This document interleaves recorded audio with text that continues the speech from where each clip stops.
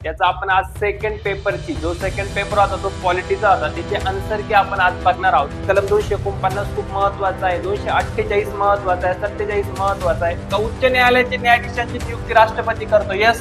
Supreme court असेल, high court असेल, त्याच्यासाठी कॉलेजियम मंडळ असतं. का बरं विचारू शकतात? सिक्कीमच्या याला किती वर्ष कंप्लीट झाले? 50 वर्ष कंप्लीट झाले राज्य म्हणून दर्जा देण्यासाठी. आंतरराज्य परिषद कलम काय 263 कोण करतं? तर राष्ट्रपती करतो. प्रजासत्ताक कशाचे रिलेटेड आहे?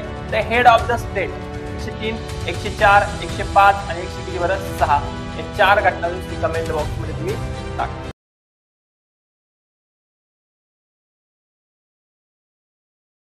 नमस्कार विद्यार्थी मित्रांनो, कर्मयोगीच्या युट्यूब चॅनलवर आपलं स्वागत आहे. बघा, आपण Karmayogi academy through free subject wise test series आपण आयोजित केली आहे. त्याचा आपण आज सेकंड पेपरची जो सेकंड पेपर होता तो पॉलिटीचा होता, त्याचे आन्सर की आपण आज बघणार आहोत.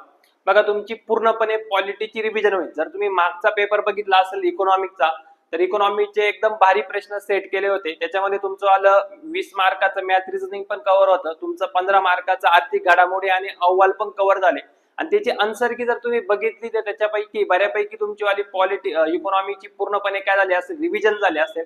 त्याच पद्धतीने आपण पॉलिटीचा जो सेकंड पेपर आहे त्याची आन्सर की आपण बघणार आहोत, जेणेकरून तुमची पॉलिटीची बऱ्यापैकी रिव्हिजन झाली पाहिजे. ठीक आहे, चला आपण सुरुवात करू.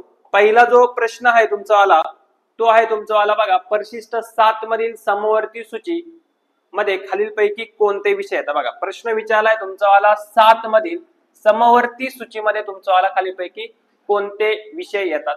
हा टॉपिक जो आहे तुमचा केंद्र राज्य संबंध या टॉपिकशी रिलेटेड हा प्रश्न. आणि आयोगाचा केंद्र राज्य संबंध कंबाईन साठी तुम्हाला महत्वाचा टॉपिक आहे. आणि पहिली गोष्ट तुम्हाला काय करायचं या केंद्र राज्य संबंधामध्ये, तर तुमचे 3 प्रकारचे संबंध जोडलेले राहत्या, ते तुम्हाला माहित पाहिजे. एक असं तुमचे कायदेविषयक, त्याचे जे कलम बघितले तुमचे तर 245 पासून तर 255 पर्यंत आहे. आणि हे कलम एकदम महत्वाचे, तोंड पाठच तुमचे असले पाहिजे. याला इम्पॉर्टन्स द्या. मी जे जे सांगतोय ह्या प्रश्न पत्रिका म्हणजे उत्तर तर बघणारच आहे, फक्त उत्तर बघू नका, सोबत तुम्ही काय करा या टॉपिकला रिवाइज पण करण्याचा प्रयत्न करा. 245 ते 255 याच्यात तुम्हाला माहिती पाहिजे, कारण हे खूप महत्वाचे आहे. कोणत्या परिस्थितीमध्ये तुमचे वाले बघा की संघसूची जे असतं, केंद्र सरकार जे असतं ते राज्य सूचीतील विषयांवरती कायदे करू शकतात, ते तुम्हाला माहित पाहिजे. कलम 249 खूप महत्वाचा आहे, 248 महत्वाचा आहे, 47 महत्वाचा आहे.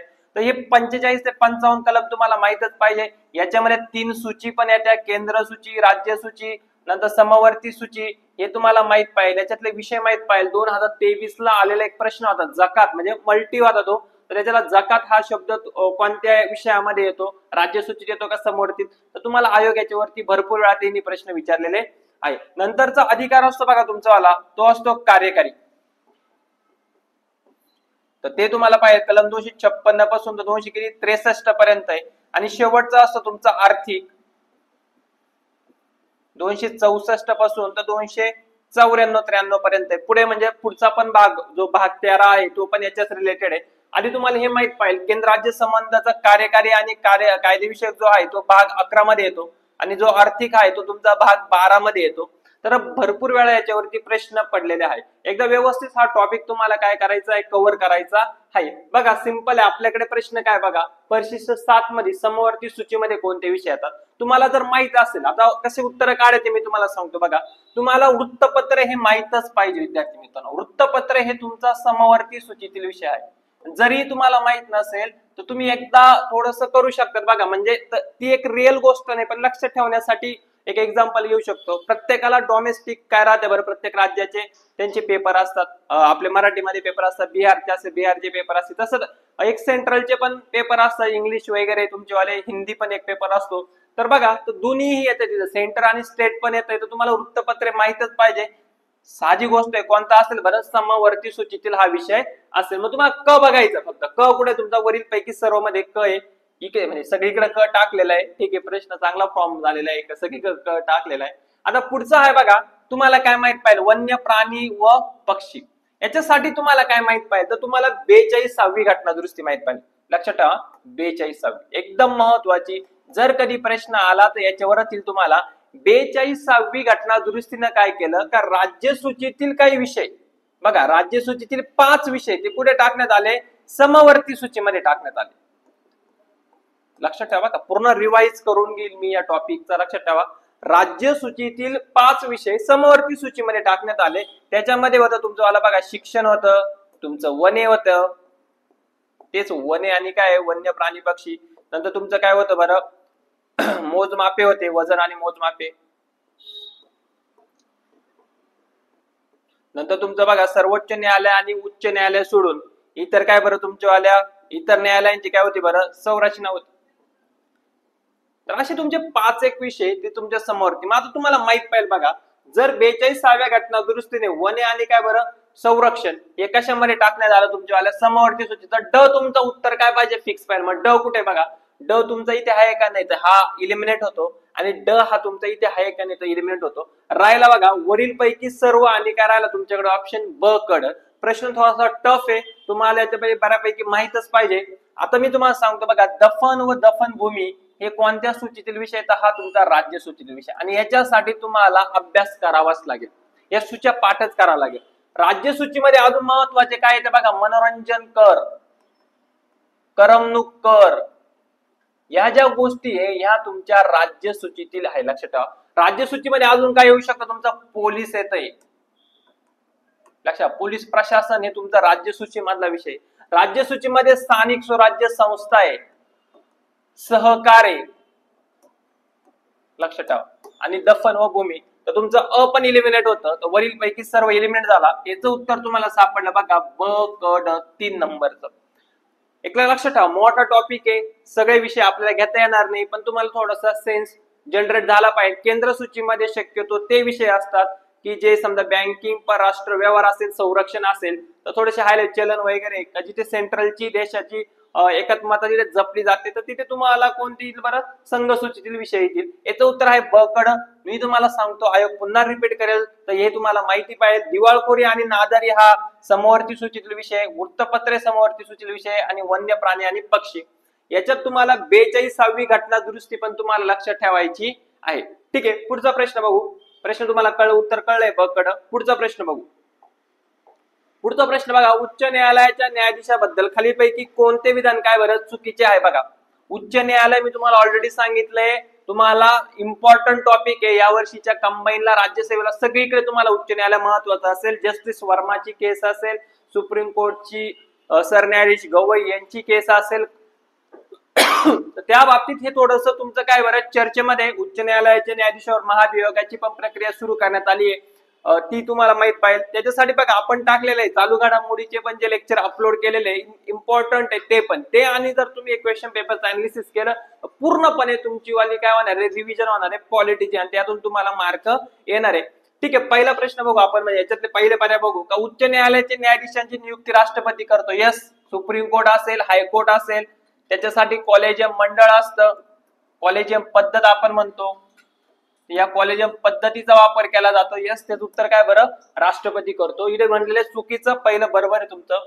न्यायाधीश पदग्रहण करण्यापूर्वी राज्यपालासमोर शपथ घेतो. यस, हे पण विधान तुमचं काय बरं बरोबर आहे. शपथविधीचा कार्यक्रम हा तुमचा कुठं होतो बरं, राज्यपालासमोर होतो. तिसरे बघा, तो राष्ट्रपतीला उद्देशून लिखित काय देतो बरं, राजीनामा देऊ शकतो. यस, त्याची नेमणूक त्याने केलेली राष्ट्रपतीला, तर तो राजीनामा पण देऊ शकतो. आणि चुकीचं काय, तर चुकीचं एक पण नाही, म्हणून ऑप्शन क्रमांक तुमचं उत्तर आलं बरं 4. लक्षात ठेवा, वरील पैकी एकही नाही. माहित पाहिजे, कन्फ्युजन होऊ शकतं. राष्ट्रपती नियुक्त करतो तर पदावरून पण म्हणजे लिखित राजीनामा पण त्याच्याकडे दिला जातो. शपथविधी हा राज्यपालासमोर काय होतो, त्याचा होतो. कधी कधी तुम्हाला कन्फ्युज करू शकतात की सर न्यायाधीशासमोर शपथविधी होऊ शकतो, राष्ट्रपती समोर शपथविधी होऊ शकतो, तर लक्षात ठेवा राज्यपालासमोर शपथविधी करू शकतो. लक्षात ठेवा, तुमचा जो भाग 6 आहे उच्च न्यायालयाच्या बाबतीमध्ये तो तुम्हाला माहिती पाहिजे. बघा भाग 6 कलम तुमचे चालू आहे 214 पासून ते माझ्यामध्ये 231-32 पर्यंत आहे. हे तुम्हाला माहिती पाहिजे, कारण शेवटचा कलम उच्च न्यायालयाचा तो रद्द करण्यात आलेला आहे. त्याच्यामध्ये तुम्हाला माहित पाहिजे 214 काय सांगतं, तर उच्च न्यायालय असलं पाहिजे. तुम्हाला याच्यातले अजून एक काय 7वी घटना दुरुस्ती 1956 माहित पाहिजे की 2 किंवा अधिक राज्यां मिळून काय असू शकतो, संयुक्त उच्च न्यायालय असू शकतो. तो तुम्हाला प्रश्न विचारतील, संयुक्त उच्च न्यायालय कुठे कुठे हे माहित पाहिजे तुम्हाला. गुवाहाटी उच्च न्यायालयामध्ये काय काय येतंय हे तुम्हाला माहित पाहिजे.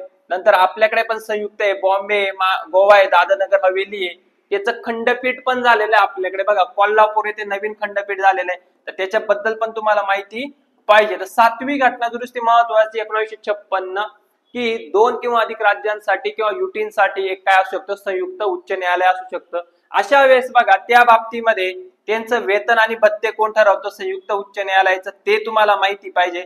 त्यावेळेस संसद ठरवते का राष्ट्रपती ठरवते, ते तुम्हाला माहिती पाहिजे. ओके, आता राहिलं यांचं वेतन भत्ते कुठून दिले जातात, तर इथून दिले जातात त्या त्या राज्याच्या काय बरं संचित निधीतून.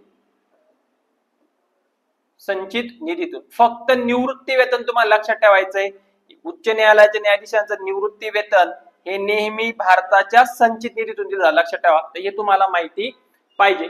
मला असं वाटतं याच्यावर प्रश्न आहे, एक प्रश्न मी प्रेडिक्शन देऊ शकतो. कलम 218 महाभियोग. महाभियोग हा शब्द जरी राष्ट्रपतीसाठी असला, पण महाभियोगाची प्रक्रिया ही मात्र तुमची वाली उच्च न्यायालय आणि सर्वोच्च न्यायालयाच्या न्यायाधीशाला पण आहे. तर त्याच्यावरती तुम्ही एकदा करून जायचं आहे, प्रॉपरली वर्क करा. ठीक आहे, उत्तर आहे याचं वरील पैकी एकही नाही. पुढचा प्रश्न बघा, राज्यामध्ये महाधिवक्त्याचे अधिकार, विशेष अधिकार आणि कायदेशीर संरक्षण राज्यघटनेच्या कोणत्या कलमामध्ये नमूद केलेले? महाधिवक्ता राज्याचा पार्ट आहे, त्याच्यामुळे आयोग तुम्हाला तिथे प्रश्न विचारला जाऊ शकतो. कलमांवरती प्रश्न आहे. त्या कंबाईनचा जर पॅटर्न बघितला तर तुमच्यावाले 3-4 प्रश्न हे कलम असू शकतात, घटना दुरुस्ती असू शकतात, 2-3 कन्सेप्च्युअल असू शकतात. त्याच्यामुळे त्याच लेवलला पॅटर्न आपण काय केलेला आहे बरं, पेपर काढलेला आहे. बघा महाधिवक्ता आलेला आहे तुमचावाला, तर महाधिवक्त्याचे कलम तुम्हाला माहिती पाहिजे. बघा 165 नुसार महाधिवक्त्याची काय केली जाते रे, नियुक्ती केली जाते. कोणा थ्रू नियुक्ती केली जाते? राज्यपाला थ्रू नियुक्ती केली जाते. नियुक्त करण्यासाठी कोणती पात्रता असली पाहिजे? तर पात्रता असली पाहिजे तुमच्याकडे उच्च न्यायालयाचा काय होण्याची रे, न्यायाधीश होण्याची पात्रता असली पाहिजे. हे तुम्हाला माहितीच पाहिजे, लक्षात ठेवा. बाकीचं काही उल्लेख याच्यामध्ये नाही, वेतन भत्ते वगैरे राज्यघटनेमध्ये याचा उल्लेख आढळत नाही. तुम्हाला मी मागच्या वेळेस पण सांगितलेलं माझ्या मते, जर महाधिवक्ता सरकारने राजीनामा दिला किंवा सरकारची विधानसभा विसर्जित झाली तर महाधिवक्त्यानं सुद्धा परंपरेनुसार प्रथेनुसार काय द्यावं लागतो बरं, राजीनामा द्यावा लागतो. वकील महाराष्ट्र राज्य सरकारच्या वतीने किंवा ज्या ज्या राज्याच्या वतीने तो काय करतो बरं, खटले लढवतो. ओके, पुढचं बघा 177 कलम आहे, तो पण आहे महाधिवक्त्याच्याच रिलेटेड कलम आहे. महत्वाचा प्रश्न IMP कधीतरी आयोग प्रश्न याच्यावरती विचारेल, तर लक्षात ठेवा. त्यावेळेस तुमचा मंत्री आणि महाधिवक्ता यांचे विशेष अधिकार आहे, तर ते कशाच्या संबंधित आहे? तुमच्यावाले गृहाच्या संबंधित. गृहाच्या संबंधित म्हणजे काय का, ते कोणतेही महाधिवक्ता घेतला तर कोणत्याही गृहात जाऊ शकतात, तिथे आपल्या कामकाजामध्ये भाग घेऊ शकतात, आपलं मत मांडू शकतात, पण मतदान करू शकत नाही. तो कलम तुमचा काय बरं, 177. पण प्रश्न विचारला आहे अधिकार, विशेष अधिकार आणि कायदेशीर संरक्षण, तर त्या विधानसभेमध्ये त्यानं काही मत मांडलं असेल, काही वक्तव्य केलं असेल, तर त्याच्यासाठी काय बरं एक संरक्षण आहे, आणि ते संरक्षण तुमच्या कोणत्या कलम मध्ये बरं, 194 मध्ये. हे तुमचा उत्तर आहे 3 नंबरचा. बरेच मुलं 177 मध्ये कन्फ्युजन होऊ शकतात, परंतु त्याचं उत्तर आहे बरं 100 किती बरं, 94 उत्तर आहे. 177 पण तुम्हाला कलम सांगितलं, 165 पण सांगितला. यावेळेच्या गटकला मेन्सला 105 विचारला होता, तो 105 जो आहे तो आहे महान्यायवादीच्या रिलेटेड. महान्यायवादीचं संरक्षण सेम राहील, फक्त महान्यायवादी सेंट्रलच्या रिलेटेड 105 असेल. उत्तर याचं 194 आहे. ओके, ठीक आहे, पुढे जाऊ आपण.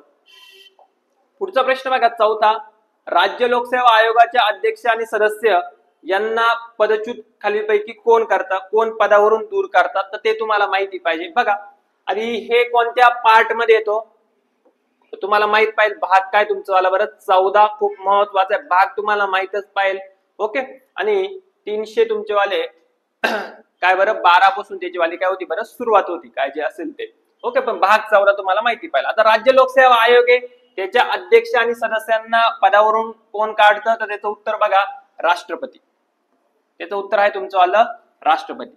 हा, एक लक्षात ठेवा, नेमणूक कोण करता आलं, तर नेमणूक करतं तुमचे काय बरं, राज्यपाल करतात, पण पदावरून कोण काढतं तुमचेवाले, राष्ट्रपती काढतो, लक्षात ठेवा. आता राहिली पुढची गोष्ट बघा, काय प्रक्रिया काय आहे, काही कारण सांगितले का राज्यघटनेमध्ये पदावरून काढण्याची, तर यस पहिलं काय आहे का, ते राजीनामा पण देऊ शकतात वगैरे, ते झालं. पण पदावरून काढण्यासाठी बघा त्याला आहे जी राज्य लोकसेवा आयोग आहे, तसाच एक संघ लोकसेवा आयोग आहे, संघ लोकसेवा आयोगाच्या सदस्य आणि अध्यक्षांना ज्या पद्धतीने काढलं जातं त्याच पद्धतीने राज्य लोकसेवा आयोगाच्या अध्यक्ष आणि सदस्यांना काढलं जातं. मग त्याच्यासाठी काय आहे तर त्याच्यासाठी दिवाळखोरी, नादारी कारण आहे, दिवाळखोरी व नादारी असेल, अकार्यक्षम असेल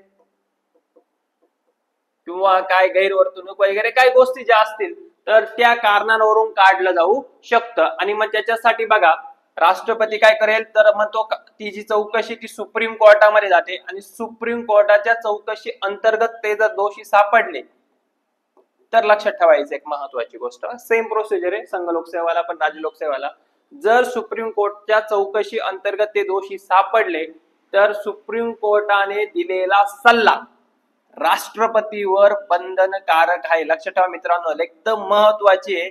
शक्यतो मंत्रिमंडळाचा सल्ला सोडून इतर सल्ला काही राष्ट्रपतीवर बंधनकारक नसतो किंवा कोणाला पदावरून काढण्यासाठी तरी बंधनकारक नसतो, परंतु लक्षात ठेवा सुप्रीम कोर्टचा सल्ला राष्ट्रपतीवर बंधनकारक आहे यांना पदावरून काढण्यासाठी. तर ही प्रोसिजर पण तुम्हाला माहिती पाहिजे. अजून काय विचारू शकतात तर राज्य लोकसेवा आयोगाचे अध्यक्ष आणि सदस्य तुमचे किती वर्षापर्यंत पदावर राहू शकता बरं?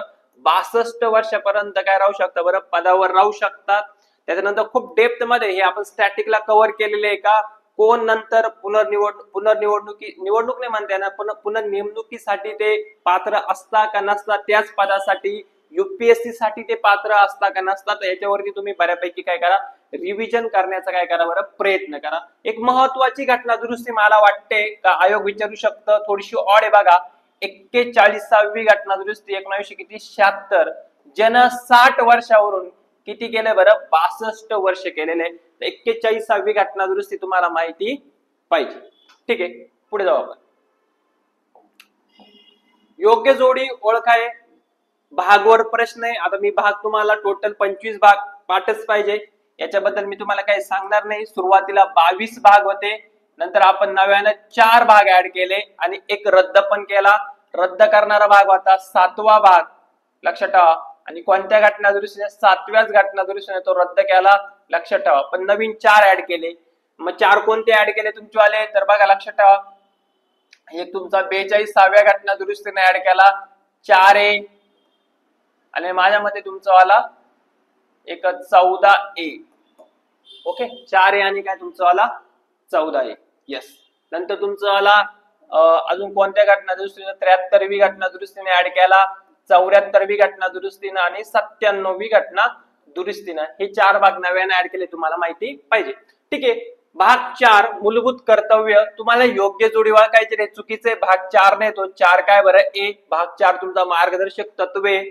पुढे बघा भाग 6 भारताचा नियंत्रक व महालेखा परीक्षक नाही, कॅग हा एकच आहे आणि कॅग हा तुमचा भाग 5 मध्ये येतो सेंट्रलच्या पार्ट मध्ये, तर हा तुमचा चुकीचा आहे. बघा भाग 14 भारतीय निवडणूक आयोग नाही, भाग 15 येतो. 14 तुमचा काय आहे? संघ लोकसेवा आयोग आहे. आणि भाग 20 तुमचं उत्तर आहे बघा घटना दुरुस्ती. यस, तर भाग 20 तुम्हाला माहिती पाहिजे. ओके, भाग विचारू शकतात. IMP भाग महत्वाचे. भाग 17 पण तुम्हाला माहित पाहिजे. भाग 17 आहे तुमचा वाला काय बरं? भाषा.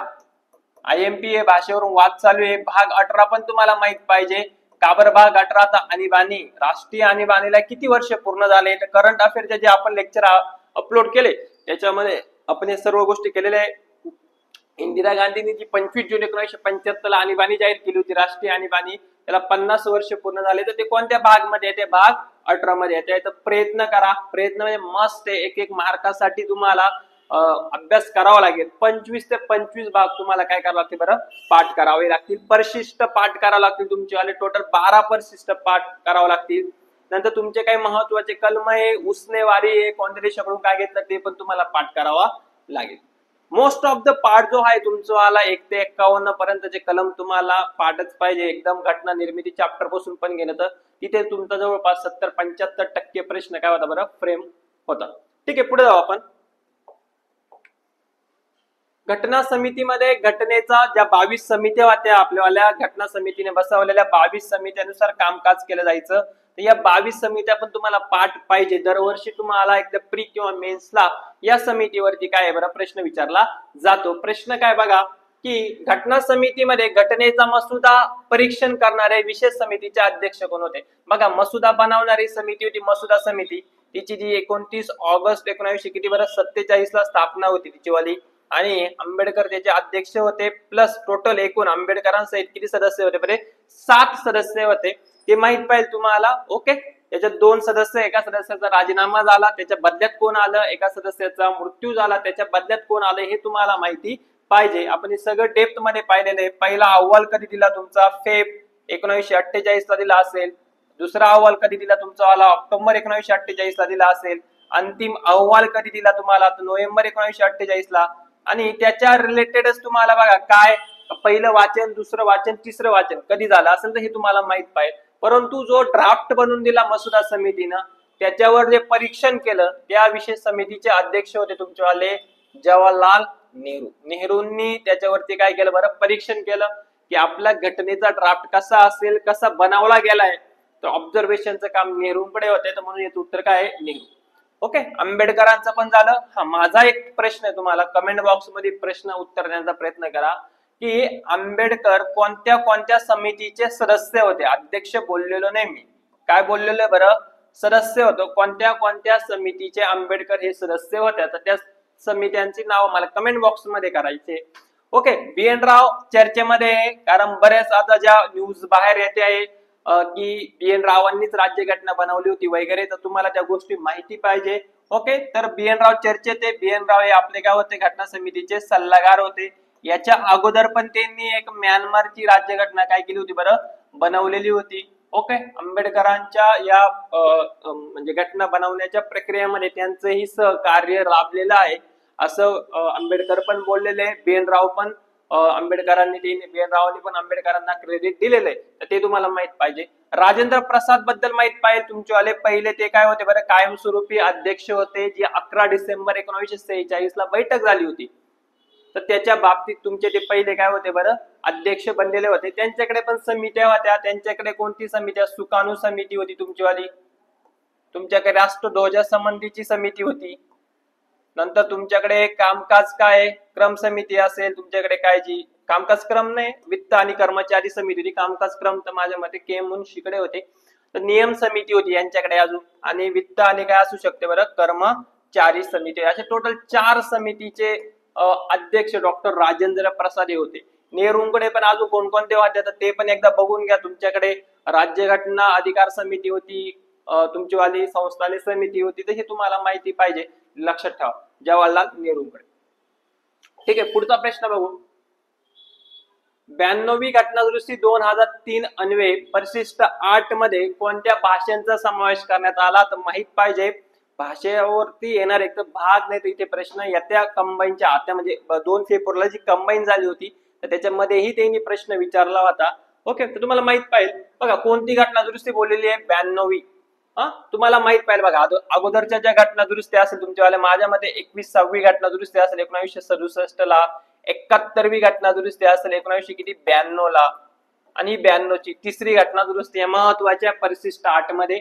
ज्या सुरुवातीला तुमच्यावाल्या किती भाषा होत्या ते तुम्हाला माहित पाहिजे, आणि आता किती भाषा हे तुम्हाला माहित पाहिजे. लक्षात ठेवा, आता तुमच्या भाषा झालेल्या किती? टोटल 22 भाषा झालेल्या आहे.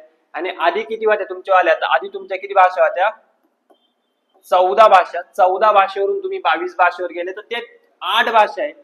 ते 8 भाषा कोणकोणत्या घटना दुरुस्तीने ऍड केल्या हे माहित पाहिजे. जसं पहिल्यांदा गेलं तुम्ही तर ही खूप महत्वाची आहे, 21वी भाषेनं सिंधी भाषेला काय केलं बरं? परिशिष्ट 8 मध्ये समावेश केला. नंतर इकडे 71व्या मध्ये तुमचीवाली कोकणी असेल, मणिपुरी असेल, तुमचीवाली नेपाळी असेल, ही 71वी. म्हणून इथे तुमचं कोकणी आणि नेपाळी हे तुमचं काय होतं बरं? इलिमिनेट झालं. क आणि ड इलिमिनेट करा. इथे क आहे तुमचा, क इलिमिनेट केला आपण. इथे पण तुमचा क आहे, इलिमिनेट केला. आणि इथे पण तुमचा ड आहे तर इलिमिनेट केला. उत्तर आलं अ ब ई. बोडो, मैथाली आणि काय रे? संताली. याला जोडून अजून एक बघा, डोंगरी. बोडो, डोंगरी, मैथाली आणि काय बरं? संताली. या 4 भाषा 92वी घटना दुरुस्तीने काय केलेल्या आहे? ऍड केलेल्या आहे. या परिशिष्ट 8 मध्ये इंग्रजी भाषेचा समावेश होत नाही. लक्षात ठेवा, हे पण आपल्याला माहिती पाहिजे. कधी कधी प्रश्न विचारला जाऊ शकतो. ओके, ठीक आहे, पुढे जाऊ आपण. खालीलपैकी कोणत्या घटना दुरुस्तीने सिक्कीमचे भारतात विलिनीकरण करून कितवे राज्य बनवले? एक्सपेक्टेड तुमचा वाला जो पहिला पार्ट आहे भाग 1, तर तो व्यवस्थित करा. संघ आणि त्याचे काय बरं क्षेत्र हे तुम्हाला माहिती पाहिजे. त्याच्यातला आहे का बरं विचारू शकता. सिक्कीमच्या याला किती वर्ष कंप्लीट झाले? 50 वर्ष कंप्लीट झाले राज्य म्हणून दर्जा देण्यासाठी. ओके, तर ते पण आपण करंट अफेअर्स मध्ये बघितलेले, त्याच्याबद्दल तुम्ही तिथेच कव्हर करण्याचा प्रयत्न करा. मी तुम्हाला सांगणार नाही आता. ओके, परंतु तिथे मी सर्व तुम्हाला सांगितलेले आहे. आता घटना दुरुस्ती कोणती? तर 35वी घटना दुरुस्ती नाही, घटना दुरुस्ती आहे तुमची 36वी आहे. फक्त 20वं राज्याने बनलेलं आहे. राज्य बनलेलं आहे कितवं? 22वं राज्य बनलेलं आहे. उत्तर आहे 2. याच्याबद्दल करंट अफेअर मध्ये जेव्हा न्यूज आलेली आहे तर तुमचा पार्ट 2 मध्ये बघा. पार्ट 2 मी प्रॉपर एक्सप्लेन केलाय तर त्याच्यामध्ये आहे. Okay, yes. पुढचं करू आपण. राज्यघटनेच्या कोणत्या कलमांमध्ये धार्मिक स्वातंत्र्याचा उल्लेख केलेला आहे? तर तुम्हाला माहित पाहिजे जे आपले मूलभूत अधिकार आहे तुमचेवाले ते तुमचे भाग 3 मध्ये येतात. आणि भाग 3 मध्ये तुमचेवाले कलम चालू आहे बघा 12 पासून ते कितीपर्यंत? 35 पर्यंत. ओके, तुमची 12 काय राज्याची व्याख्या आहे, त्याच्या विरोधात आपल्याला न्यायालयात पुनर्विलोकन वापरता येऊ शकतं की न्यायालयात जाता येऊ शकतं. राज्यानं काही हे केलं. 13 तुमची काय बरं कायद्याची व्याख्या आहे. आणि 14 ते तुमचं आलं 18 पर्यंत समतेचा अधिकार आहे. 19 ते 22 स्वातंत्र्याचा अधिकार आहे. 23-24 शोषणाविरुद्धचा अधिकार आहे. 25 ते 28 तुमचे काय बरं धार्मिक अधिकार. मग 25 ते 28 उत्तर कलम 3 आहे, लक्षात ठेवा. 29-30 तुमचे वाले सांस्कृतिक आणि शैक्षणिक अधिकार आहेत, त्याला आपण अल्पसंख्याकांचे पण अधिकार म्हणू शकतो. 31 तुमचा मालमत्तेचा अधिकार होता, तो रद्द करण्यात आला 44व्या घटना दुरुस्तीनं. आणि 32 तुमचा काय बरं घटनात्मक उपयोजनाचा अधिकार आहे. तर हे तुम्हाला माहिती पाहिजे. उत्तर आहे 25 ते 28, लक्षात ठेवा. येस, पुढचं जाऊ आपण. 10 नंबरचा प्रश्न तुमचा वाला बघा. खालीलपैकी कोणते मार्गदर्शक तत्वे 42व्या घटना दुरुस्तीनं समाविष्ट करण्यात आले? महत्वाचा पार्ट आहे मार्गदर्शक तत्वे भाग 4 36 ते 51 पर्यंत. आणि घटना दुरुस्त्या खूप महत्वाच्या आहे. त्याच्यामध्ये आलेल्या काही घटना दुरुस्ती आहे. 42वी घटना दुरुस्ती आहे, 44वी घटना दुरुस्ती आहे, 86वी घटना दुरुस्ती आहे, 97वी घटना दुरुस्ती. तर हे तुम्हाला माहिती पाहिजे कोणते नवीन मार्गदर्शक तत्वे आलेले. शक्यतो जिथे म्हणजे उपकलम आहे जसं ए स्मॉल ए असेल, बी असेल, सी असेल, डी असेल, ओके, किंवा कॅपिटल बी असेल, तर हे जे उपकलम ऍड झालेले असतात हे तुमचेवाले घटना दुरुस्तीनंच ऍड झालेले असं एवढं तुम्हाला माहिती पाहिजे. ओके, 42व्या घटना दुरुस्तीने शक्यतो ए वाला ऍड होतात, म्हणजे असं नाही म्हणू शकत, पण मग याच्या बाबतीमध्ये जर घेतलं तुमचं आलं. ओके, तर आता काय म्हटले बघा. 42व्या घटना दुरुस्तीने कोणते तुमचे समाविष्ट करण्यात आले? उत्पन्न, दर्जा, सोयी, नंतर काय सवलती, संधी यातील विषमता, समान न्यायाला चालना देणे, गरिबांना निःशुल्क. हा तुमचा कलम आहे. हा तुमचा 39 कलम आहे, लक्षात ठेवा. कलम 39A हा तुमचा 38 मधला दुसरा पार्ट आहे, तो कलम आहे. सहकारी संस्थांना संघटित करणे, त्यांचे कामकाजाचे नियंत्रण करणे, तर हा तुमचा 97वी घटना दुरुस्तीनुसार सहकारी संस्था आले, तर तो आहे. 6 वर्षापर्यंत बालकांची संगोपनाची, तर हा तुमचा आला कितवी घटना दुरुस्ती बरं? 86वी घटना. हा जो ए आलेला आहे ते तुमचा सेकंड नंबरचा आहे. हे तुमचं 42व्या घटना दुरुस्तीने काय झालेलं बरं ऍड झालेलं आहे. ओके, हा 38(2) आहे. हा तुमचा कोणत्या घटना दुरुस्तीने? तर 44 एकमेव आहे. 44व्या घटना दुरुस्तीने झालेला आहे. 42व्या मध्ये अजून तुमचा वाला 48A पण येतो, तुमचा वाला पर्यावरणाच्या रिलेटेड आहे तुमचा वाला. माझ्यामध्ये अजून 39F काही आहे, तो पण येतो तुमचा वाला बालकांच्या रिलेटेड काहीतरी जो आहे तो शेवटचा कलम, तो पण तुम्हाला माहिती पाहिजे. एफ आहे माझ्यामध्ये. Yes, 39F. तर हे तुमचे 42व्या घटना दुरुस्ती झाले. 44 लक्षात ठेवायचे. उत्पन्न महत्वाचं आहे. आणि समान न्यायाला, गरिबांना निःशुल्क, कोणताही व्यक्ती पैसा वाचून न्यायापासून दूर राहू नये त्याच्यासाठी राज्य काहीतरी व्यवस्था करेल, तर ते तुम्हाला माहिती पाहिजे. एकदम महत्वाचं आहे हे कलम. हे तुमचे हे अजून काय विचार डेप्थ मध्ये पेपर थोडासा अवघड आला, मुख्य परीक्षेला तुम्ही गेले तर तुम्हाला माहित पाहिजे मार्गदर्शक तत्वांची आपण आपल्या सोयीनुसार, राज्यघटनेने नाही, आपण सोयीनुसार काय केली त्याची वाली विभागणी केलेली आहे. गांधीवादी विभागणी केलेली आहे, समाजवादी केलेली आहे, नंतर तुमची उदार मतवादी केलेली आहे.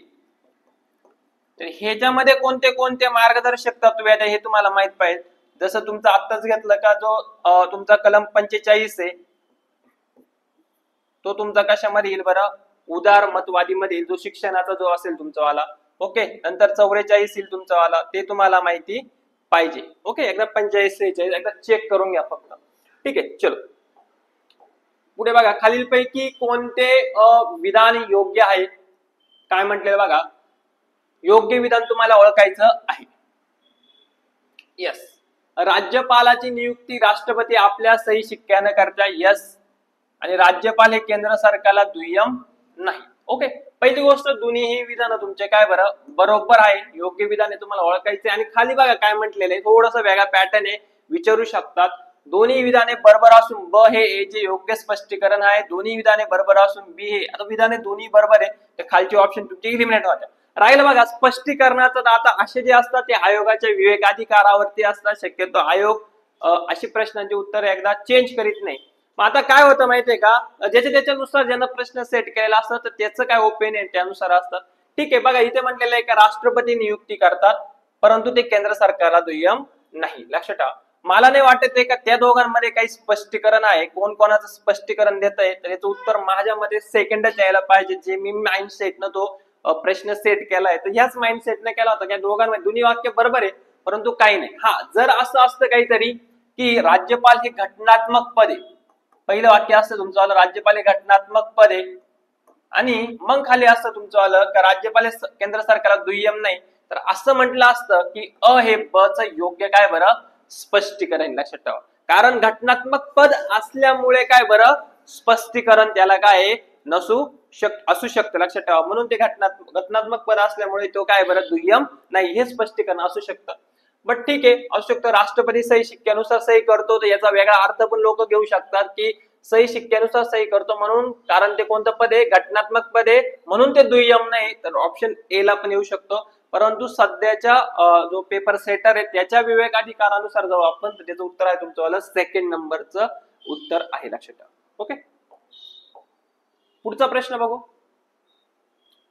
खालील कोणत्या कलमानुसार राज्यपालांना मंत्र्यांना पदाची व गुप्ततेची काय देतो शपथ देतो. राज्यपाल आहे, हे कलम 2 माहितच पाहिजे तुम्हाला. यस, उत्तर आहे तुमचं 164. याच्यामध्ये मंत्र्यांची नियुक्ती पण आहे, मुख्यमंत्र्यांची पण नियुक्ती आहे, शपथ आहे, उत्तरदायित्व आहे, सगळे ऑलरेडी खूप वेळा डिस्कस केलेलं आहे आपण. मागच्या करंट अफेअर मध्ये जो आपण युट्यूबला टाकलेला आहे त्याच्यामध्ये पण देवेंद्र फडणवीस हे मुख्यमंत्री झाले तर पूर्ण डिटेल चॅप्टर मी तिथे एक्सप्लेन केलाय. मी तुम्हाला पुन्हा सांगतो, करंट अफेअरचे लेक्चर बघत चला, तुमची पूर्ण स्टॅटिकची रिव्हिजन होईल म्हणजे होईल, याला मी गॅरंटी देतो. तुमची पूर्ण स्टॅटिकची रिव्हिजन होईल. कशा प्रकारे ना आपण अभ्यास करण्याची तुम्हाला समजेल. 164 आहे, मी ते एक्सप्लेन करीत नाही आता, ऑलरेडी तिकडे केलेलं आहे. 163 मध्ये तुमचं वाला काय फक्त मंत्रिमंडळाचं स्थान आहे की राज्यपालाला सल्ला देण्यासाठी एक काय असेल मंत्रिमंडळ असेल. ठीक आहे, पुढचा प्रश्न बघू. घटनेनुसार विधान परिषदेचा कार्यकाळ दर 2 वर्षांनी किती सदस्य निवृत्त करतो. तर बघा, राज्यघटनेनुसार जो राज्यसभेचा किंवा विधान परिषदेचा कार्यकाळ सेम आहे तुमचं वाला की 2 वर्षांनी 1/3 सदस्य काय केले जाते निवृत्त केले जातात. असे प्रश्न कन्फ्युज करू शकतो तुम्हाला. बघा, हे नाही निम्मे तर होऊ शकत नाही तुमचं, हे पण नाही होऊ शकत. कधी कधी 2/3 आणि 1/3 मध्ये काय होऊ शकतं तुमचं कन्फ्युजन होऊ शकतं.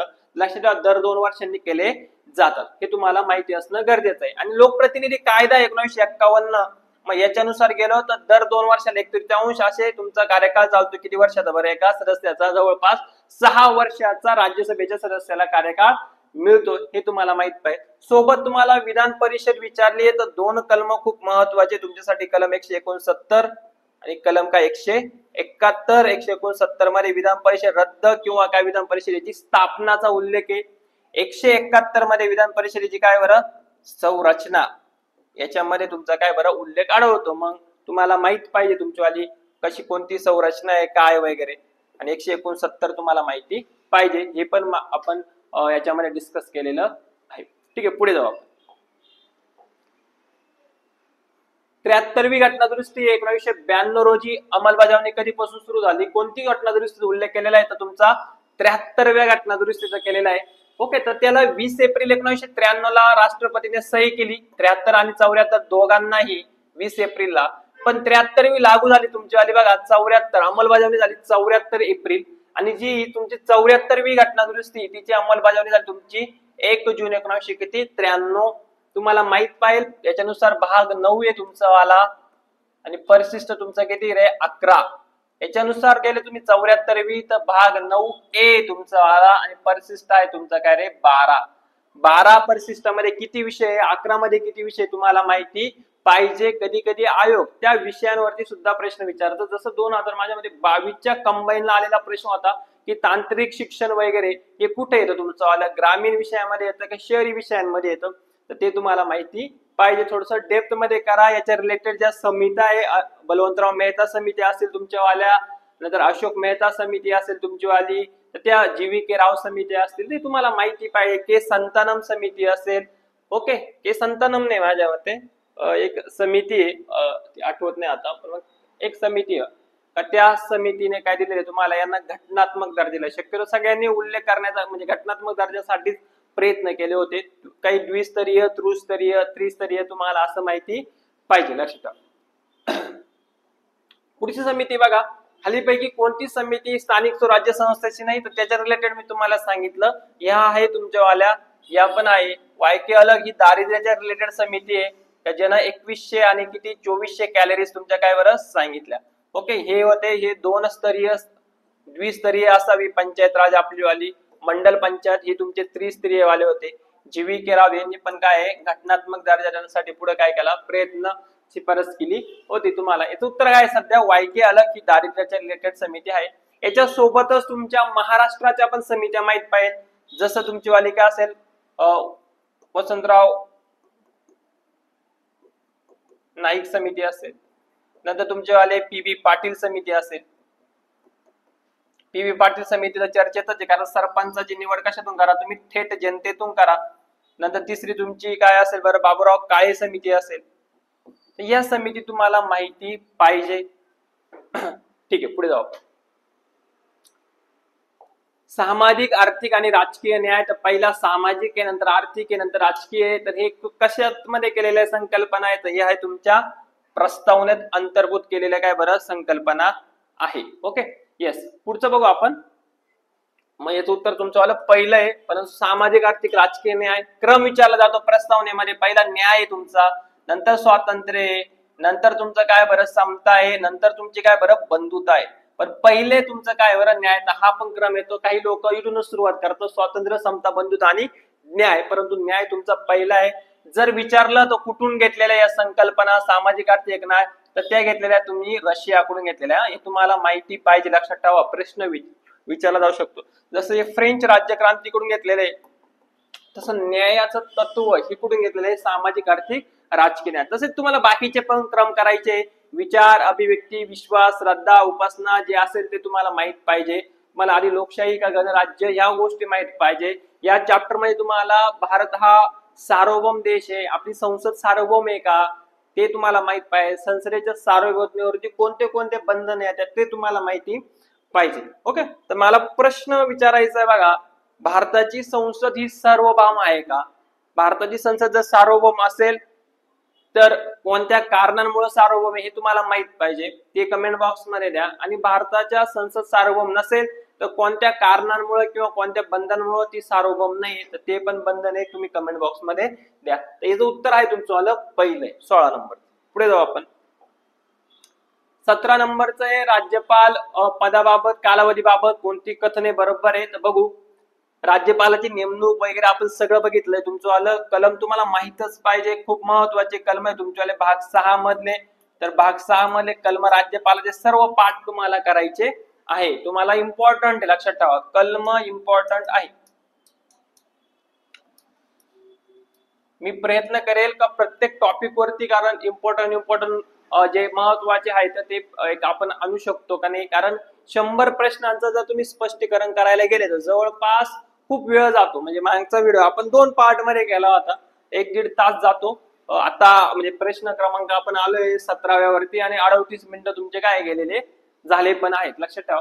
ठीक आहे, आपण प्रयत्न करू जेवढं एक्सप्लेन करता येईल टेस्ट सिरीज मधून. नाहीतर जर तुम्हाला बऱ्यापैकी जर हे लेक्चर समजत असेल, तुम्हाला एक्सप्लेनेशन समजत असेल, तर आपण या सिरीज कंटिन्यू करू. फक्त त्याच्यासाठी तुम्हाला काय करायचं आहे का, कमेंट बॉक्स मध्ये पॉझिटिव्ह रिव्ह्यूज आले, कमेंट्स आल्या तर तेवढाच आम्हाला उत्साह येईल आणि त्या उत्साहातून आम्ही नवीन नवीन एक इम्पॉर्टंट फ्री व्हिडिओ युट्यूब वरती काय करीत जाऊ बरं, अपलोड करीत जाऊ. ओके, ठीक आहे. बघू आपण आता काय म्हटलेलं आहे की राष्ट्रपतीची मर्जी असेपर्यंत राज्यपाल पदावर राहतात. येस, हे विधान बरोबर आहे.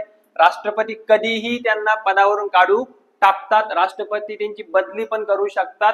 पण एक लक्षात ठेवायचं तुम्हाला, आणि याच्यात एक लक्षात ठेवा, याच्यासाठी राज्यपालाचं घटनेमध्ये कोणतेही कारण दिलेलं नाही. कोणत्या कारणावरून पदावरून काढून टाकू शकतात याचं कोणतेही कारण राज्यघटनेमध्ये आढळत नाही. का? बघा, राष्ट्रपतीच्या बाबतीमध्ये राज्यघटनेचं उल्लंघन असेल अशी काही कारण आहे. बाकीच्यांना आपण मगाशी बघितलं, राज्य लोकसेवा आयोग आणि संघ लोकसेवा आयोगांना काढण्यासाठी काही म्हणजे नादारी दिवाळखोरी आहे तुमचीवाली, गैरवर्तणूक किंवा कार्यक्षमता आहे, परंतु याच्यासाठी कोणतीही प्रोसिजर पण नाही आणि कोणतेही कारण पण सांगितलेले नाही. आणि म्हणून ज्या केंद्र राज्य समित्या आपण पुढे बघणार आहे का, त्यांनी पण सांगितलं होतं की नाही, याच्यासाठी राज्यपालाला एक प्रामाणिकपणाने न्यूट्रल काम करायचं असेल किंवा केंद्राचा एजंट बनून काम करायचं नसेल तर त्याला पहिल्यांदा तुम्ही कार्यकाळाची हमी द्या. म्हणून जो पंची आयोग आला होता, त्या पंची आयोगाने सांगितलं होतं की काही थोडेफार फेरफार बदल करून आपण राज्यपालासाठी महाभियोग लागू करू शकतो का. ती पण शिफारस केली होती, परंतु ते काही झालेलं नाही. कारण त्याला कार्यकाळाची हमी नसल्यामुळे त्याला ऑलवेज भीती असेल की मला कधीही काढून टाकू शकतात वगैरे. म्हणून शक्यतो तो थोडासा केंद्राला केंद्राच्या फेवरमध्ये असेल, कारण त्याची नेमणूक केंद्र सरकारकडून होते, म्हणजे राष्ट्रपती. कारण ही राष्ट्रपतीची मर्जी नाही, ही मंत्रिमंडळाची मर्जी, केंद्रीय मंत्रिमंडळाची मर्जी असते. ओके, पुढे बघू. राज्यपाल स्वखुशीने आपल्या पदाचा राजीनामा देऊ शकता. येस, हे विधान पण तुमचं काय बरोबर आहे. राज्यपालाची नियुक्ती सर्वसाधारण 5 वर्षासाठी होती. येस, पण त्याला कधीही काढलं जातं. दुसरी व्यक्ती पद स्वीकारेपर्यंत राज्यपाल आपल्या पदावर राहू शकता, म्हणजे 5 वर्षाच्या बियॉन्ड. म्हणून सर्व विधाने तुमचे काय बरोबर आहे. ठीक आहे, पुढे जाऊ आपण. खालीलपैकी कोणती जोडी योग्यरित्या जुळत नाही तुम्हाला. अगेन जास्त माझा ऑलवेज कंबाईनचा आपण पेपर देणार आहे, तर ऑलवेज तुमचा राज्यावरती जास्त फोकस असतो, म्हणून मी कलम पण जास्त करून राज्यावरतीच विचारतो. कारण त्यातूनच तुम्हाला कळतं, जे आपले आतापर्यंत जेवढे पण विद्यार्थी पास झालेले आहे राज्यामधून, पण हर्षित बागुल आला असेल तर त्याला पण 14 मार्क होते प्रिलिम्सला, 15 पैकी एक त्याचा प्रश्न चुकलेला होता. आणि माझ्यामध्ये मुख्य परीक्षेला पण त्याला 14 मार्क होते. तर एक लक्षात ठेवा, तुम्हाला बरेचसे क्लासमधले मुले आउट ऑफ घेतले, कारण सिलेबस तुम्हाला माहित पाहिजे. त्या सिलेबसनं उगीच सेंट्रलच्या पार्टवरती जास्त एनर्जी खर्च करण्यामध्ये मजा नाहीये. तुम्ही जास्तीत जास्त स्टेटचा पार्टवर रिव्हिजन करा. म्हणून मी तेच रिपीट कलम विचारतो. बघा, 167 आहे मुख्यमंत्र्यांची कर्तव्य. यस, करेक्ट तुमचं आलं. इथे काय जुळत नाही, म्हणजे बरोबर तुम्हाला चुकीची ओळखायची आहे. 163 मुख्यमंत्र्यांचा शपथविधी नाही. हा तुमचा काय 164. 163 मंत्रिमंडळाचं स्थान आहे. मग शिकत बघितलं 164 मध्ये नियुक्त्या, मुख्यमंत्री, मंत्री सगळ्यांचे येतात. उत्तर आलं तुमचं चुकीचं आलं. बघा, चुकीचं उत्तर आहे 2 नंबरचं. लक्षात ठेवा, हे बरोबर आहे. 166 राज्य सरकारच्या कारवाया राज्यपालाच्या नावाने चालतील. 164 राज्य मंत्र्यासंबंधित तरतुदी. ओके, तर चुकीचं कोणतं आहे तुमचं आलं, तर अनुच्छेद 163 64 पाहिजे. ते कलम तुम्हाला माहिती पाहिजे. ठीक आहे, पुढचं घेऊ. सिंपल आहे. बघा, नागरी शास्त्राच्या पुस्तकातला स्टेट बोर्ड मधला एक रिकामी जागा आपण उचलली आहे, तुम्हाला माहित पाहिजे. पण तरीही मुलं भरपूर वेळा कन्फ्युज होत्या की मुख्यमंत्री हा राज्यपाल आणि कुठला दुवा असतो. काही लोक विधानसभा, विधान परिषद करतात. नाही मित्रांनो, त्याचं उत्तर आहे मंत्री परिषद. मंत्री परिषद आणि राज्यपाल या मधला दुवा कोण आहे मुख्यमंत्री आहे. तर एकदम सिंपल आहे, याच्यामध्ये कोणत्याही प्रकारचं काही अवघड नाही, माहिती असणं गरजेचं आहे. पुढे जाऊ आपण. पुन्हा भारताच्या महाधिवक्त्याला खाजगी वकिली करण्याचा अधिकार आहे जर, अगेन महाधिवक्त्यावर प्रश्न आहे. एक लक्षात ठेवा, काय म्हटलेलं आहे का महाधिवक्ता हा सरकारचा पूर्ण वेळ कर्मचारी नाही. पूर्ण वेळ कर्मचारी नाही, किंवा महाधिवक्ता हा खाजगी वकिली पण करू शकतो. हे तुम्हाला माहिती पाहिजे. ओके, 2 प्रश्न विचारू शकतात. तो पूर्ण वेळ कर्मचारी पण नाही, तो खाजगी वकिली पण काय करू शकतो. पण कधी त्याला खाजगी वकिली करण्याचा अधिकार आहे जर दुसरा पक्ष राज्य असेल, तर साधं कॉमन सेन्स आहे, तो राज्याच्या वतीने खटले लढणार आहे का राज्याच्या विरोधात लढल? नाही, तर तुमचं पहिलं गेलं.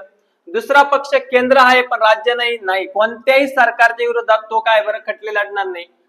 पण दुसरा पक्ष काय नसेल तर राज्य नसेल, इतर कोणी असेल तर त्याच्या विरोधात काय करू शकतो किंवा त्याच्या बाजूने तो काय करू शकतो बरं, खटले लढू शकतो. कधी, जेव्हा दुसरा पक्ष राज्य नसेल. पण याला एक महत्वाची गोष्ट पण आहे. ठीक आहे, दुसरा पक्ष राज्य नाही हे उत्तर आहे तुमचं आलं, पण याला एक महत्वाची काय अट आहे बघा, की जर फौजदारी बाबतीमध्ये, फौजदारी खटल्याच्या बाबतीमध्ये जर गुन्हेगाराच्या बाजूनं किंवा आरोपीचा, आरोपी शब्द चांगला वाटतो आपल्याला, तर आरोपीच्या बाजूने तो जर काय करतोय बरं, वकिली करीत असेल, तर त्याला त्या राज्याची काय घ्यावी लागेल बरं, परमिशन घ्यावी लागेल, परवानगी घ्यावी लागेल. कारण तो आरोपीच्या बाजूने काय करतोय बरं, खटला लढवतोय त्याच्या साईडने, तर तुम्हाला राज्याच्या बाजूने काय राज्याची काय घ्यावी लागेल, परवानगी घ्यावी लागेल. तर ते उत्तर 2 आहे. माहित पाहिजे तुम्हाला थोडस एक, हे 2 स्टेटमेंट पण माहित पाहिजे. कर्मचारी पण नाही आणि खाजगी वकिली करण्यास प्रतिबंध पण नाही. पुढचं बघा, खालीलपैकी कोणत्या घटक राज्यांचे राज्यसभेमध्ये केवळ एक सदस्य आहे, ते तुम्हाला माहित पाहिजे. माझ्या मते, मला एवढं फॅक्च्युअल आठवत नाही, परंतु असे टोटल 8 राज्य आहे. तर 8 राज्यांमध्ये काय बरं तुमच्यावाले एक सदस्य आहे राज्यसभेमध्ये. ओके, आणि लोकसभेमध्ये तुम्ही, आता मी विचारलंय पण तुम्ही मला कमेंट बॉक्स मध्ये सांगा की लोकसभेत एक जागा असणारे किती राज्य आहे लोकसभेमध्ये. लक्षात ठेवा, एक जागा असणारे 8 राज्य आहे. याच्यामध्ये बघा एकदम सिंपल आहे, तुम्हाला मोठे मोठे राज्य काय करायचे, इलिमिनेट करायचे. पहिले तुम्हाला गोवा आणि तुमचं वाला गोवा एकदम काय बरं छोटं दिसतंय तुमचं, आता ब माहित पाहिजे. ब तर कुठे, ब इथे नाही. ओके, ब इलिमिनेट, गोवा तर पाहिजे उत्तरामध्ये. अरुणाचल प्रदेश पाहिजे, तुमचा यस, तुमचा इथे इथे आहे का नाही, तर तुमचं झालं अरुणाचल प्रदेश छोटा. आता राहिला ब क आणि ब ड. यस, मग आता तुमची टायप कोणामध्ये झाली, हिमाचल प्रदेश आणि मिझोराम. यस, हिमाचल प्रदेश हे मोठं राज्य आहे तुमचं आलं, म्हणून तुमचं क इलिमिनेट होतं. उत्तर आलं तुमचं काय रे, ब ड. 4 नंबरचं ऑप्शन तुम्हाला माहिती पाहिजे. शक्यतो 7 सिस्टर्सला आहे एकच जागा राज्यसभेमध्ये, तुम्हाला माहिती पाहिजे.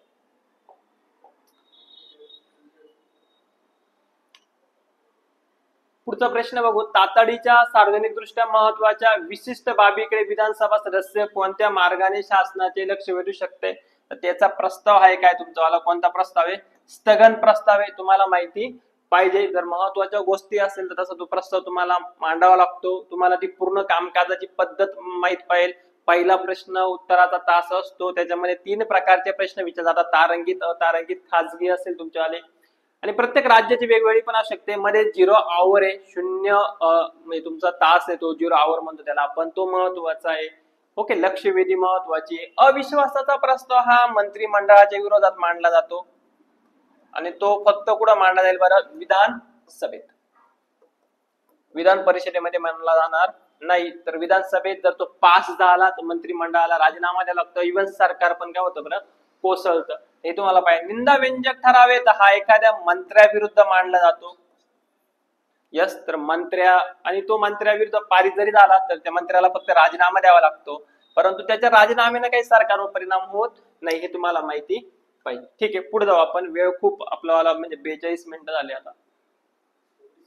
येस, पुढे जाऊ आपण. महाराष्ट्र विधिमंडळाबाबत खालीपैकी कोणते विधान चुकीचे आहे बघा. आता प्रश्न जर तुम्हाला मोठा आहे, तुम्हाला कळलं पाहिजे, जर तुमचे वाले विधानसभा विसर्जित होते तर कोणते विधायक लोप पावतात. तर 2 कन्सेप्ट आहे, विधानसभा असो किंवा लोकसभा असो, तुम्हाला माहिती पाहिजे की जर विधानसभेनं ते पारित केलं असेल आणि विधान परिषदेत ते प्रलंबित असेल तर आज असं जे विधायक आहे ते विसर्जित होतं, लोप पावतं. का बरं, कारण विधानसभेनं पाठवलेलं आहे. आणि जर ते विधानसभेत प्रलंबित असेल तरीही विधानसभा विसर्जित झालं ते लोप पावतं. हे 2च कंडिशन. मग आता बघू आपण, चुकीचं ओळखायचं तुम्हाला.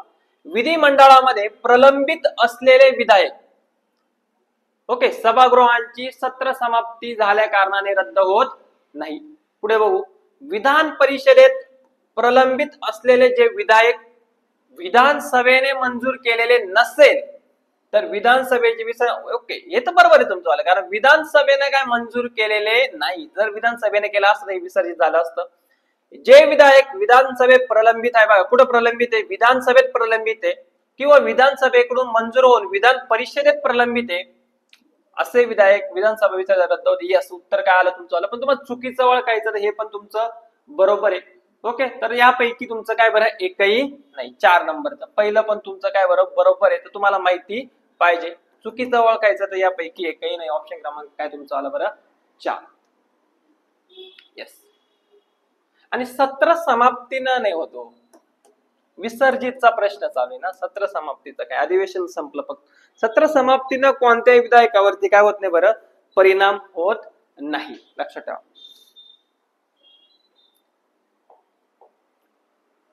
पुढे तुमचं आलं जे महत्वाचं आहे, थोडं संसदेवर आलो. आता संसदेच्या प्रत्येक सभागृहामध्ये विशेष बहुमताने सहमत करणारे कोणते बंधनकारक, तर घटना दुरुस्ती विधेयक महत्वाचं आहे. घटना दुरुस्ती विधेयकाच्या बाबतीत तर कोणत्याही गृहामध्ये पण मांडू शकतात, राज्यसेवा लोकसेवा कुणीही मांडू शकतो, मंत्री किंवा काय बरं खाजगी सदस्य कुणीही मांडू शकतो, काही फरक नाही पडत. आणि कोणाचीही परवानगीची गरज नाही, म्हणजे राष्ट्रपतीच्याही परवानगीची गरज नसते त्याला. जसं धनविधेयकाला राष्ट्रपतीच्या परवानगीची गरज असते, 368 कलम आहे आपल्याला माहित पाहिजे. पण पारित करण्यासाठी तुम्हाला विशेष बहुमत किंवा विशेष बहुमत प्लस निम्म्या राज्यांची सहमती लागेल. कारण 368 अंतर्गत 2च बहुमताला काय बरं आपल्याकडे परवानगी आहे.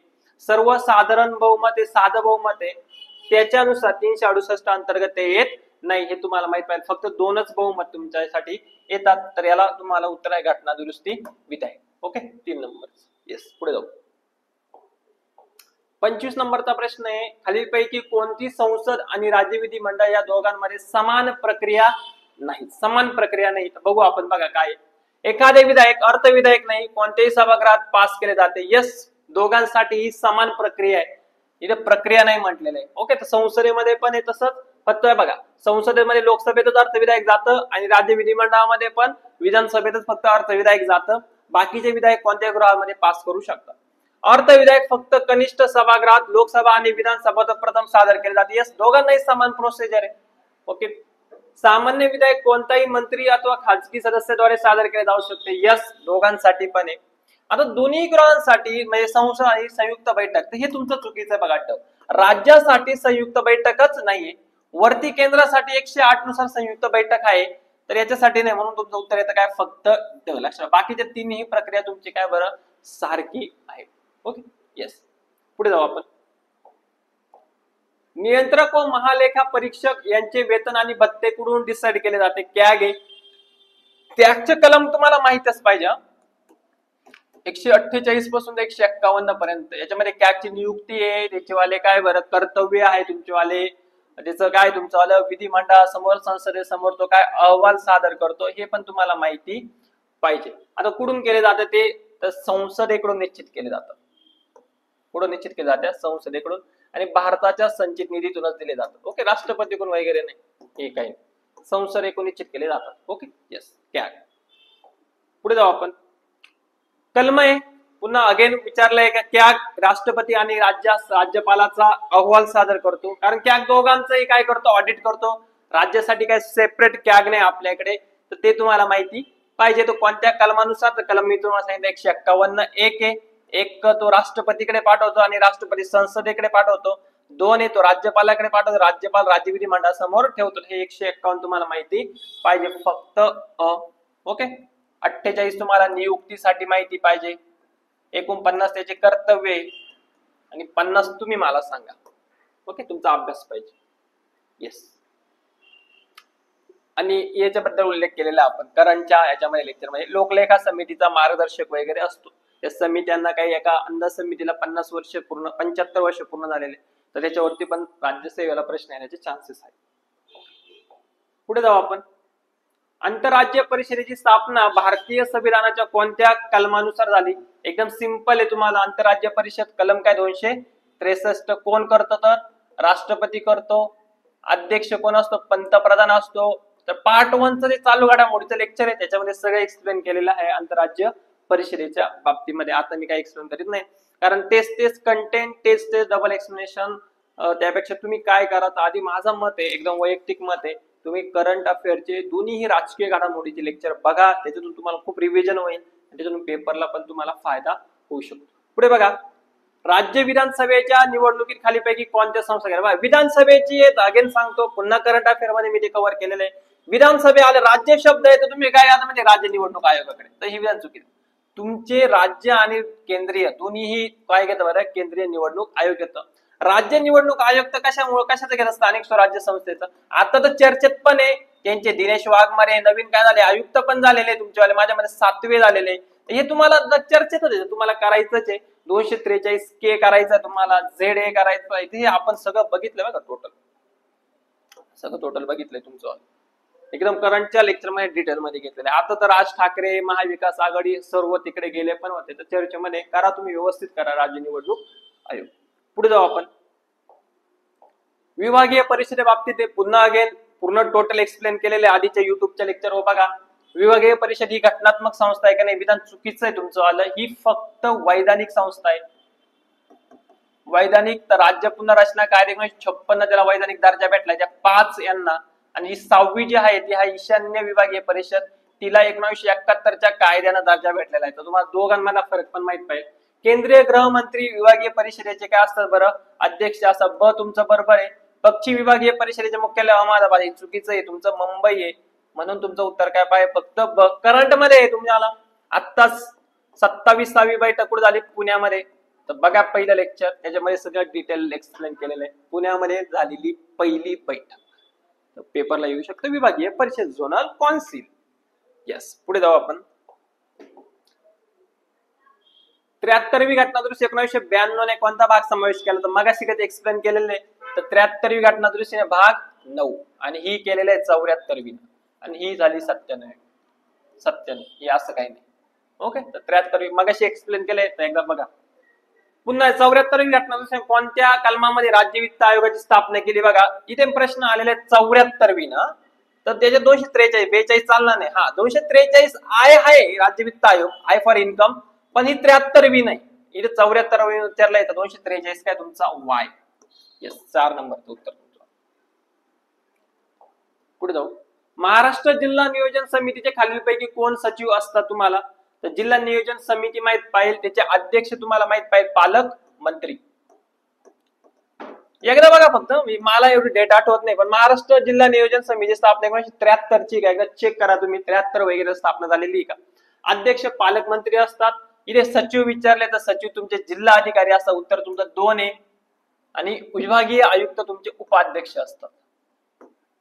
ओके, आणि जिल्हा नियोजन समिती कलम महत्वाचा आहे 243 ZD आणि 243 ZE, ही महानगर म्हणजे जे याच्यातले महानगरपालिकेसाठी, आणि ZD आहे तुमची वाली जिल्हा नियोजन. 243 महत्वाचे कलम, एकदम महत्वाचं, प्रॉपरली करा वर्क याच्यावर. पुढचं बघा, नेहरू यांनी उद्दिष्टांचा ठराव मांडला होता बघा, कधी मांडला होता, 13 डिसेंबर 1946 ला. त्याच्यामध्ये जो आपली प्रस्तावना आहे, बराचसा भाग तुमचा त्यांच्यातूनच आलेला आहे. तर कधी केलेला आहे तो, तर लगेच नेक्स्ट याला पारित केलेलं आहे बघा. आता इथे डेट्स आहे, 13 डिसेंबरला तर मांडलाय. एकूण पण एवढा वेळ घेणार आहे का, नाही. कॉमन सेन्स जनरेट झाला पाहिजे. 22 जानेवारी 1947 ला तो ठराव काय झाला, एकमताने सहमत झाला. पुढचा बघा, राष्ट्रध्वजासंबंधीच्या हंगामी समिती, तर मगाशी कसं सगळं बघितलं आपण. तर राष्ट्रध्वजासंबंधीचे कोण होते बरं, डॉक्टर राजेंद्र प्रसाद. मगाशी मी तुम्हाला सगळ्या सांगितलेलं आहे. KM मुन्शीची पण सांगितली, वर्धाचारी उषानाथ सेन पण सांगितले. तुमची प्रेस गॅलरी समिती, तर प्रेस गॅलरी समिती म्हणजे ते तुम्हाला माहित पाहिजे. उषानाथ सेन यांचं नागरी तत्व वगैरे काय, SK दार आहे माझ्यामध्ये, SK दार भाषावादी के. वर्धाचारीचं नागरी तत्व, या समित्या पाठ 22च्या 22 समित्या पाठ करा. डबल एक्सप्लेन करण्यामध्ये मजा नाही. घटना समितीमध्ये सदस्य आणि प्रांत याबद्दल चुकीची जोडीवाळ का बघा. 15 महिला होत्या. 15 महिलांपैकी तुमच्यावाल्या 5 महिला ह्या संयुक्त प्रांतातून होत्या, हे तुम्हाला पाहिजे. मद्रास प्रांतातून 3 महिला होत्या. बंगाल प्रांतातून तुमच्या 2 महिला होत्या बघा. 5 आणि 3 किती झाले, 8 आणि 8 आणि 2 10 महिला, 3 प्रांतातून होत्या संयुक्त. मद्रास, बॉम्बे प्रांतातून हंसा मेहता होते तुमचेवाले.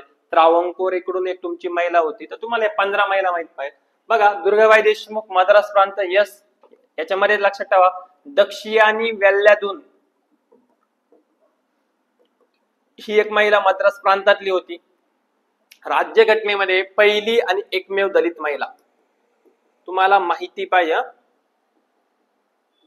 एकमेव दलित महिला. ओके, सरोजिनी नायडू बिहार, यस, ते बिहारचे राज्यपाल पण होते. पहिली महिला राज्यपाल. सुचेता कृपलानी संयुक्त प्रांत, यस. मालती चौधरी बंगाल प्रांताची नव्हती, म्हणून उत्तर तुमचं काय बरं, चुकीची जोडी आहे 4 नंबरची. मालती चौधरी ही ओरिसा प्रांतातली होती. यस, मला सांगायचंय महात्मा गांधीजींनी मालती चौधरीला काय म्हटलं होतं, उत्तर द्यायचंय तुम्ही कमेंट बॉक्स मध्ये. एक टोपण नाव म्हटलं होतं, तर टोपण नाव मला सांगायचं मालती चौधरीच्या बाबतीमध्ये महात्मा गांधीजींनी दिले. पुढे जाऊ. ठीक आहे, पुढचा प्रश्न बघू बघा. 37वा प्रश्न आपण बघणार आहोत. थोडस लॅपटॉपचा प्रॉब्लेम असतो की 1 तासाच्या वरती गेल्यानंतर अटकतो, म्हणून तुम्हाला थोडस जाणवेल इथं. 37वा जो प्रश्न आहे तो आहे तुमचा आला की संघराज्य हे एकात्मतेकडे झुकणारे आहे. म्हणजे तुम्हाला माहित पाहिजे संघराज्य वैशिष्ट्य कोणती, तर ती आयोगाने प्रश्न पण विचारला होता, आता पण विचारला होता.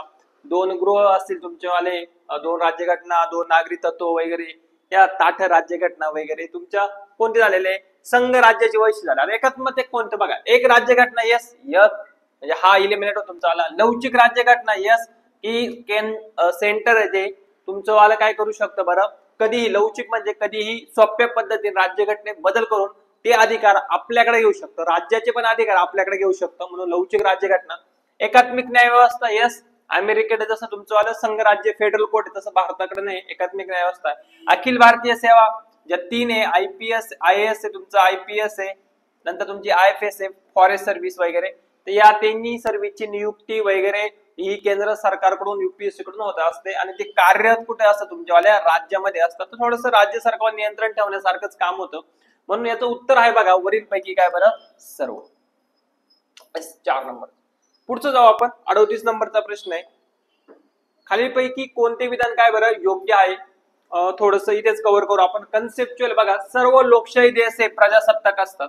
यस, आपण 2 एक्झाम्पल घेऊ. पहिलं विधानासाठी की ब्रिटन आणि भारत. यस, दोघं पण काय रे मित्रांनो, लोकशाही आहे. यस, दोघं लोकशाही. भारत हा काय प्रजासत्ताक आहे, आणि ब्रिटन हा काय राजसत्ताक. हे तुम्हाला कळतंय बघा. दोघही भारत आधी काय म्हणले, सर्व सर्व म्हणजे सगळेच देश आले लोकशाहीचे, हे प्रजासत्ताक असतात. नाही मित्रांनो बघा, भारत आणि ब्रिटन दोघेही लोकशाही, परंतु एका ठिकाणी राजसत्ताक, एका ठिकाणी काय प्रजासत्ताक, म्हणून सर्व नाही चालणार. तर हे विधान तुमचं काय चुकीचं, इथे काय बोलत होतं, काही देश पाहिजे होते. बघा आता प्रजासत्ताक ही कन्सेप्ट आणि राजसत्ताक ही कन्सेप्ट, ही प्रजासत्ताक कशाचे रिलेटेड आहे, तर head of the state. Head of state तुमचा कोण असतो, तर तो असतो राष्ट्रपती.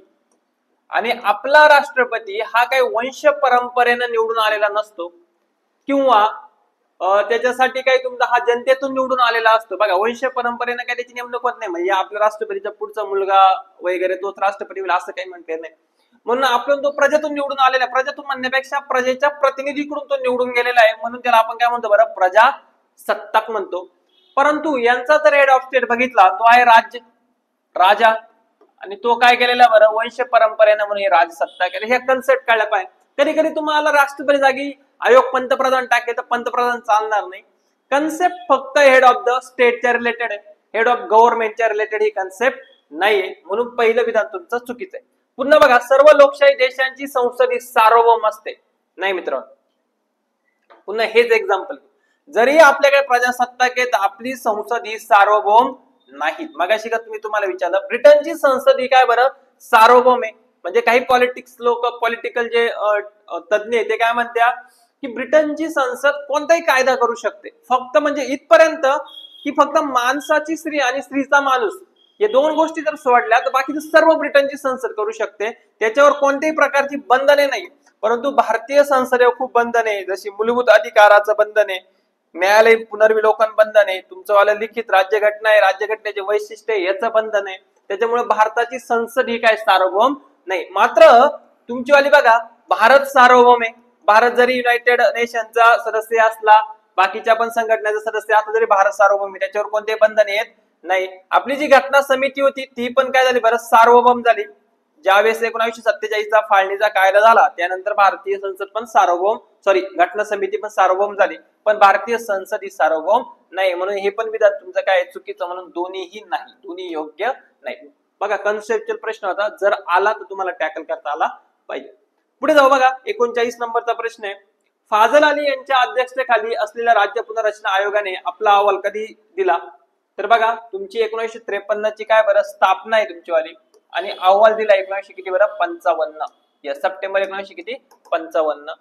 भाषा आधारित प्रांत स्थापन करावे की नाही याच्यासाठी फाजल अलीच्या अध्यक्षतेखाली कमिशन केलं होतं.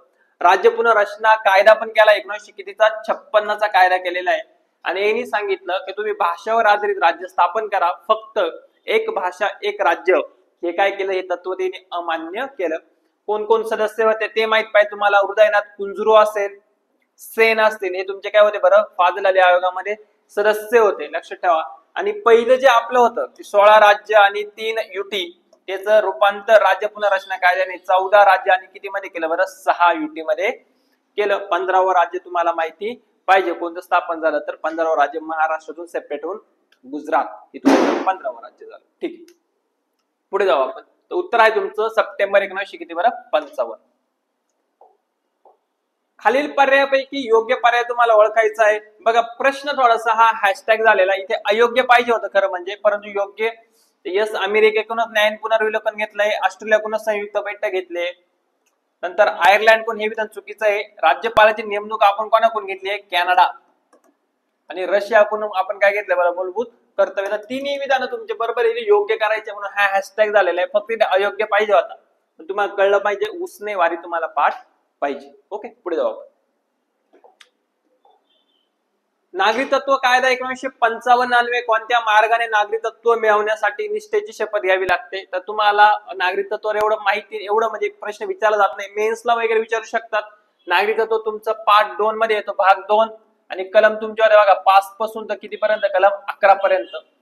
ओके, 5, 6, 7, 8 हे जे 4 कलम आहे, 5, 6, 7, 8 हे 4 कलम तुमचेवाले नागरिकत्व मिळवण्याबाबत आहे, लक्षात ठेवा. ओके, नागरिकत्व मिळवण्याबाबत किती कलम आहे तुमचे, 4, 5 से तुमची किती बरं, 8 आहे.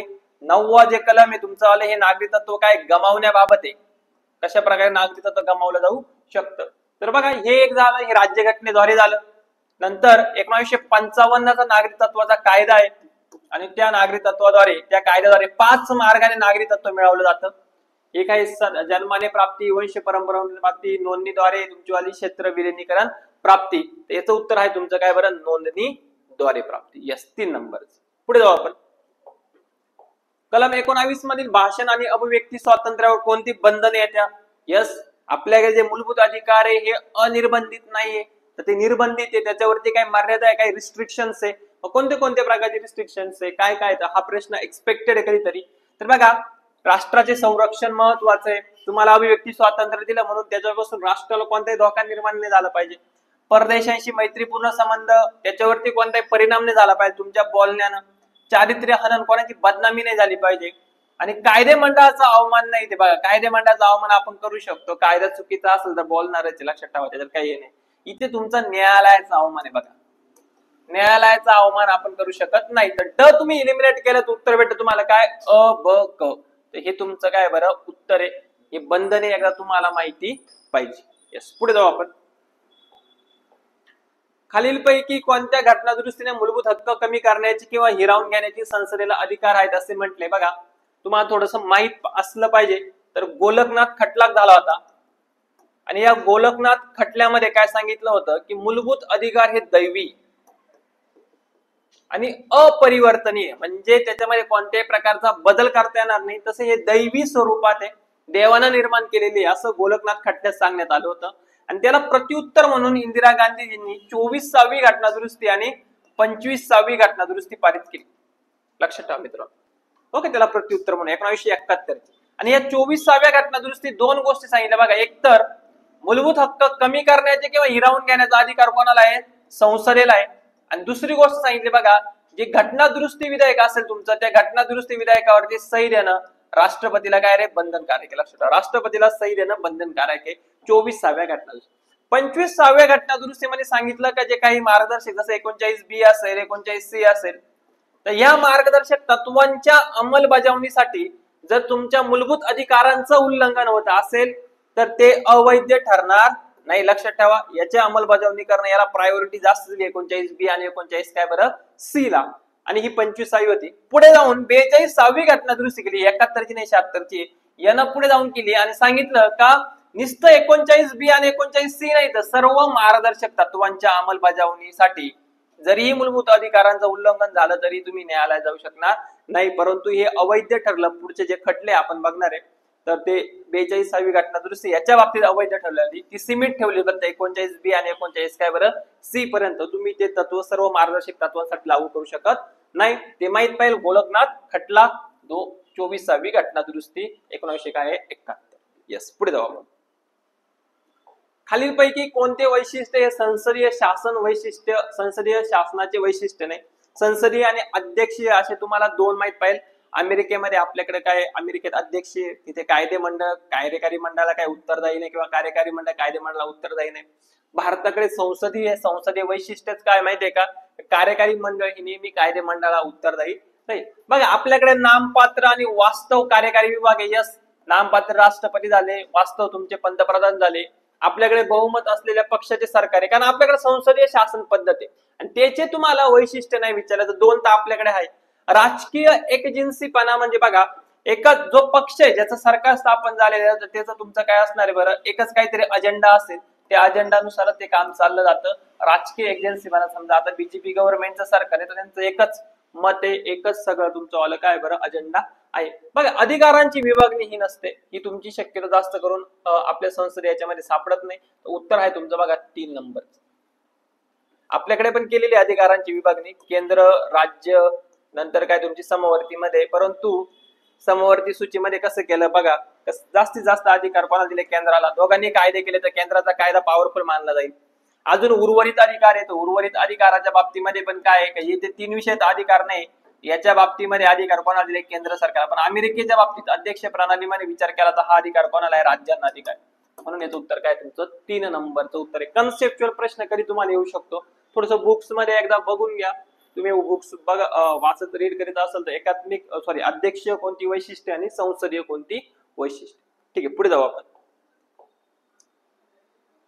मूलभूत कर्तव्यांबद्दल कोणती विधाने अयोग्य आहेत. ओके, मूलभूत कर्तव्य, आता मी भरपूर वेळा एकदम छोटा चॅप्टर आहे, वेळा आलाय 4A भाग कलम 51A, त्याच्यामध्ये तुमचे टोटल 11 मूलभूत कर्तव्य. 42व्या घटना दुरुस्तीने किती केले, 10 केले. 86वी घटना दुरुस्तीने किती केले, तुमचं 11वं केलं, शेवटचं लास्ट हे 10 केले पहिले. याच्यासाठी सुवर्ण सिंग समिती बसवली होती, हे सगळं झालेलं आपलं. ओके, बघू आता मूलभूत कर्तव्य. मूलभूत कर्तव्य फक्त भारतीय नागरिकांसाठी आहे. यस, हे परकीय लोकांसाठी नाही. अयोग्य तुम्हाला ओळखायचंय. मूलभूत कर्तव्यांच्या अंमलबजावणीसाठी संसद कायदा करू शकते. यस, कायदा करू शकते. मूलभूत कर्तव्यांच्या अंमलबजावणीच्या बाबतीत न्यायालयात जाता येत नाही. यस, फक्त मूलभूत अधिकारांसाठी न्यायालयात जाता येतं. वरील पैकी एकही नाही, हे तुमचं उत्तर झालं बघा 4 नंबरचं. ओके, थोडस या चॅप्टर मध्ये तुम्हाला लक्ष द्यायचंय. क्रम तुम्हाला माहिती पाहिजे. 51A, B, C, D, E पर्यंत तुमचं सगळे टोटल करता. कधी कधी प्रश्न विचारला जातो की क्रमवारी क्रम लावा मूलभूत कर्तव्यांचा, तर त्याबद्दल माहिती पाहिजे. कोणते मूलभूत कर्तव्य नाही, तर कधी कधी आपल्याला वाटतं का ते आहे पण नाही. जसं मतदान करणे हे काही मूलभूत कर्तव्य नाही, किंवा कुटुंब नियोजन करणे हे काही मूलभूत कर्तव्य नाही, किंवा कर भरणे हे सुद्धा कर्तव्य नाही. परंतु टीका केली होती का यांना पण समावेश करायला पाहिजे होतं, परंतु ते केलेलं गेलं नाही. ठीक आहे, पुढे जाऊ आपण. कलम 300 अंतर्गत 68 अंतर्गत घटना दुरुस्ती विधेयकाबाबत आहे. तर मगाशी तुम्हाला टोटल सांगितलेलं आहे, थोडस लक्षात ठेवा आणि तुम्हीच या प्रश्नाचं उत्तर देण्याचा प्रयत्न करा. कारण मगाशी सगळं डिस्कस केलंय बघा. हे विधेयक संसदेच्या कोणत्याही गृहात सादर करते ते. यस, फक्त मंत्री कार्य नाही, खाजगी सदस्य पण मांडू शकतो. राष्ट्रपतीच्या पूर्व परवानगीने नाही. म्हणजे दोन्ही चुकीचं आहे. उत्तर काय तुमचं फक्त ए. मगाचं एक्सप्लेनेशन तुम्ही व्यवस्थित बघा. मगाशी आलो होतं बघा, दोन्ही गृहामध्ये विशेष बहुमताने कोणतं विधेयक पारित केलं जातं तर घटना दुरुस्ती, तर तिथे एक्सप्लेन तुमचं केलेलं आहे टोटल. पुढे जाऊ आपण. खालीलपैकी कोणत्या खटल्यामध्ये असे म्हटले की मूलभूत हक्क हे दैवी आणि अपरिवर्तनीय. पुन्हा अगेन मगाशी होता बघा, मूलभूत अधिकार तुम्हाला कमी करण्याचा किंवा जास्त करण्याचा संसदेला अधिकार आहे. कोणत्या घटना दुरुस्तीने मी एक्सप्लेन केलेले आहे. कोणत्या खटल्याबद्दल बरं, गोलकनाथ खटल्याबद्दल एक्सप्लेन केलेले आहे. तर हा तुम्ही तिथे व्यवस्थित एक्सप्लेनेशन बघा, तिथेच म्हणलेले आहे की मूलभूत हक्क हे दैवी असून काय बरं अपरिवर्तनीय आहेत. तर तुम्हाला ते माहित पाहिजे. शंकरी प्रसाद खटला असेल तुमचा, इथे डबल झालेला ऍक्च्युअली, आता रद्द नाही करू शकत आपण कारण उत्तर तुमचं 3 नंबरचं आहे. आणि बेरुबार युनियन खटला हे पण तुम्हाला माहित पाहिजे. सरनाम्याच्या रिलेटेड आहे बघा बेरुबार युनियन, की सरनामा हा तुमचा आला राज्यघटनेचा भाग आहे किंवा नाही त्याच्या रिलेटेड. यस, पुढचा प्रश्न बघू. खालीलपैकी कोणत्या कलमान्वये राज्यांना अनुदान देण्याचा संसदेला अधिकार आहे. इथे शब्द वापरलेला तुमचा वैधानिक अनुदान. तर आर्थिक केंद्र राज्य संबंधामधला प्रश्न विचारलाय. तर 2 प्रकारचे अनुदान राहते, एक असतं वैधानिक आणि एक असतं तुमच्या ऐच्छिक म्हणजे इच्छेनुसार. जे वैधानिक अनुदान आहे हे वित्त आयोगाच्या शिफारशीनुसार ठरवलं जातं. ओके, तर ते कलम येतं तुमचं 275 मध्ये, लक्षात ठेवा. आणि हे जे ऐच्छिक आहे हे तुमचं 200 किती बरं 82 मध्ये. ओके, 280 तुमचा काय बरं वित्त आयोग आहे. वित्त आयोग स्थापन केला जातो राष्ट्रपतीद्वारे दर 5 वर्षांनी. त्याचे पहिले अध्यक्ष तर सगळे टोटल आता 16वा वित्त आयोग करंट मध्ये चालू आहे. 16वा वित्त आयोग तुम्हाला माहिती पाहिजे अरविंद पानगडे आहे त्याचे अध्यक्ष वगैरे ते सर्व करायचे तुम्हाला. 75 वैधानिक अनुदान आहे. 282 तुमचे कोणते अनुदान आहे ऐच्छिक अनुदान. यस, पुढे जाऊ. 2007 मध्ये स्थापन झालेल्या केंद्र राज्य संबंधाविषयी पंची झाला तो आयोगाने कोणती शिफारस केलेली नाही. शिफारस केलेली नाही. बघा हे जे केंद्र राज्य संबंधावरचे जे आयोग आहे सरकारी आयोग थोडासा जर सोडला तर बाकीच्या सर्व आयोगाने काय केलं माहितीये का, जास्तीत जास्त अधिकार कोणाला असावा राज्यांना. राज्यांना अधिकार असावं. राज्यांवर केंद्राचं कोणत्याही प्रकारचं नियंत्रण नसावं किंवा केंद्रामुळे राज्यांचं काम हे अवघड नको बनायला. तर त्याच्यासाठी त्या शिफारशी होत्या. मग आता आपण बघू पॉझिटिव्ह आणि निगेटिव्ह. राज्यपालासाठी महाभियोग लागू करावा. यस, ही शिफारस केली होती. थोडस राष्ट्रपतीच्या महाभियोगात बदल करून त्याच्यासाठी महाभियोग लागावा. कारण राज्यपाला जेव्हा कार्यकाळी तुम्ही हमी देशाल तेव्हाच ते काय करू शकतात बरं निपक्ष काम करू शकतात, न्यूट्रल लेवलनं काम करू शकतात. राज्य विधिमंडळाने सहमत केलेल्या विधेयकाबाबत राज्यपालांनी 6 महिन्यात निर्णय घ्यावा. यस, कारण त्यांनी जर एखादं विधेयक केलं तर राज्यपालासाठी आता घटनेनुसार काय माहितीये का अनिश्चित काळ दिलाय. तर यावेळेस काय होतं, ज्यावेळेस कॉन्ट्रॅक्ट गव्हर्नमेंट राहत्या वरती केंद्राला वेगळं गव्हर्नमेंट राज्याला वेगळं गव्हर्नमेंट आहे, असं किस्से पण झालेले बघा. महाविकास आघाडीचं ज्यावेळेस गव्हर्नमेंट होतं तर त्यावेळेस काय झालेलं की यांनी 12 लोकांची यादी पाठवली होती. तर ते नियुक्त होण्यासाठी राज्यपालांनी खूप वेळ घेतला होता. जर त्याला वेळेची मर्यादा दिली 6 महिन्याचा तर तो लवकर काम करू शकतो. तर ही तुमची पण शिफारस होती. राष्ट्रपतीने राज्य विधिमंडळाकडे पुनर्विचारासाठी विधेयक पाठवू नये. तर ही काही चुकीची शिफारस आहे. पाठवावी, लक्षात ठेवा. आणि राज्य विधिमंडळाने 6 महिन्यात काय करावे बरं काम करावे हे तुम्ही सांगितलं होतं त्यांनी. आणि इव्हन राज्य विधिमंडळाने जर पुनर्विचार करून पाठवलं तर राष्ट्रपतीने पण काय त्याला बंधनकारक करण्यात यावे किंवा बंधनकारक म्हणतापेक्षा त्यानं जास्तीत जास्त कमीत कमी वेळेमध्ये काय घ्यावा निर्णय घ्यावा असं होतं. तर पाठवू नये असं काही बोललेलं नव्हतं तुमचं. तर 3 नंबर चुकीचं आहे. राज्यांना राज्यसभेत समान जागा देण्यात आले. यस, हे तुमचं काय बरोबर आहे. तर उत्तर आहे तुमचं 3 नंबरचं 49 नंबर. यस, पुढे बघा आंतरराज्य जलविवाद निवडण्यासाठी हंगामी न्यायाधिकरण स्थापन करण्याचा अधिकार कोणाला आहे तर केंद्र सरकारला आहे. तुमचा कलम 262 आहे तो केंद्र सरकार तसं स्थापन करू शकतो. त्याच्यासाठी तुम्हाला जर कधी जलविवाद झाला तर तुम्हाला सर्वोच्च न्यायालयात जाता येणार नाही. सर्वोच्च न्यायालयात तो खटला घेऊन जाता येणार नाही कारण त्यासाठी न्यायाधिकरण स्थापन केलं जातं केंद्र सरकारद्वारे. ठीक आहे, पुढे जाऊ आपण. सरकारी आयोगाच्या शिफारशीनुसार स्थापन झालेल्या आंतरराज्य परिषदेचे अध्यक्ष कोण असतात. एकदम एक कलम 263 मगाशी कसं सांगितलं तरी पुन्हा रिपीट करणं मजा नाही. तर कोण असतं बरं पंतप्रधान. लक्ष ठेवा, गृहमंत्री विभागीय परिषदेचा. तर एकदा ते मगाचे 263 वगैरे मी तिला पूर्ण डिस्कस केलेलं आहे. ओके, येस, पुढे जाऊ आपण. खालीलपैकी कोणत्या घटना दुरुस्तीने राष्ट्रीय आणीबाणी भारताच्या विशिष्ट भागात लागू करण्याचा अधिकार राष्ट्रपतीला देण्यात आला आहे. राष्ट्रीय आणीबाणीला आपले 50 वर्ष पूर्ण झाले. राजकीय घडामोडीच्या आपल्या पार्ट मध्ये आपण ते व्हिडिओ काय केले एक्सप्लेनेशन केलेलं आहे. परंतु एक महत्वाची बऱ्यापैकी सगळ्या घटना दुरुस्ती 44व्या या चॅप्टरच्या बाबतीमध्ये, परंतु एका विशिष्ट भागात लागू करण्याचा अधिकार राष्ट्रपतीला देण्यात आला आहे. ती घटना दुरुस्ती आहे 42वी घटना दुरुस्ती 1976. पूर्ण भारतात लागू करण्याची गरज नसून तर भारताच्या एका विशिष्ट भागामध्ये सुद्धा ती आणीबाणी लावली जाऊ शकते. घटना दुरुस्ती आहे 42. एकदम प्रॉपर पेपर सेट केलाय जेणेकरून तुम्हाला करंट प्लस सर्व असे धरून तुम्हाला पेपर प्रिंट करता येऊ शकतो. तुमची पूर्ण पॉलिटीची काय होऊ शकते बरं रिव्हिजन होऊ शकते या हिशोबाने. पुढे बघा, खालीलपैकी कोणत्या कलमान्वये राष्ट्रपतीला माहिती देणे ही पंतप्रधानांची कर्तव्य आहे. तर ते पण एक्सप्लेन केलंय का पंतप्रधान नरेंद्र मोदी यांनी विक्रम मोडलेला आहे. 2 नंबरचे सर्वाधिक पंतप्रधान झालेले एका पदभूषण होणारे नेहरू नंतर इंदिरा गांधी विक्रम तोडला. तर कालच्या पार्ट 2 च्या व्हिडिओमध्ये आपण ते एक्सप्लेन केले. 74, 75, 76, 77 आणि 78 कलम तुम्हाला माहिती पाहिजे. 74 आहे तुमची काय मंत्रिमंडळ राष्ट्रपतीला सल्ला देण्यासाठी. 75 मध्ये नियुक्ती आहे पंतप्रधान आणि मंत्रिमंडळाची शपथविधी वगैरे सर्व. 76 महान्यायवादी. 77 प्रशासनाची पद्धत आहे ती राष्ट्रपती नावे चालते. 78 काय तुमची वाली कर्तव्य. म्हणून तुमचं ऑप्शन 3 नंबर. यस, पुढे जाऊ. राष्ट्रपतीच्या निवडणुकीमध्ये खालीलपैकी कोणत्या सदस्यांचा समावेश नसतो? तर पहिले तुम्हाला माहित पाहिजे राष्ट्रपतीच्या निवडणुकीत सगळे कोणते सदस्य पाहिजे? निवडलेले. निवडलेले जे सगळीकडे बघा. Okay yes. नामनिर्देशित सदस्यांचा समावेश होत नाही. मग लोकसभेचे सर्व निवडून आलेले सदस्य यस. राज्य विधानसभेचे निवडून आलेले सदस्य यस.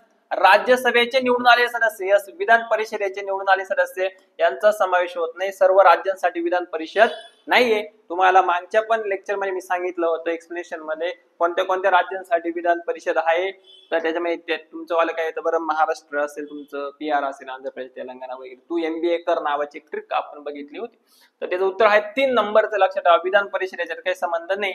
प्रश्न माझा आहे बघा, राष्ट्रपतीच्या निवडणुकीमध्ये दिल्ली आणि पॉंडिचेरी नाही म्हणता ना, पॉंडिचेरी जास्त पॉंडिचेरी विधानसभेचे सदस्य असतात का?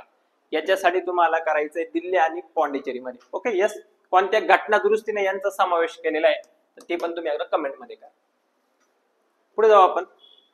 भारताच्या उपराष्ट्रपतींना पदावरून काढण्यासाठी राज्यसभेत कोणत्या बहुमताची आवश्यकता असते? हे पण करंटला आपण टाकलेलं आहे.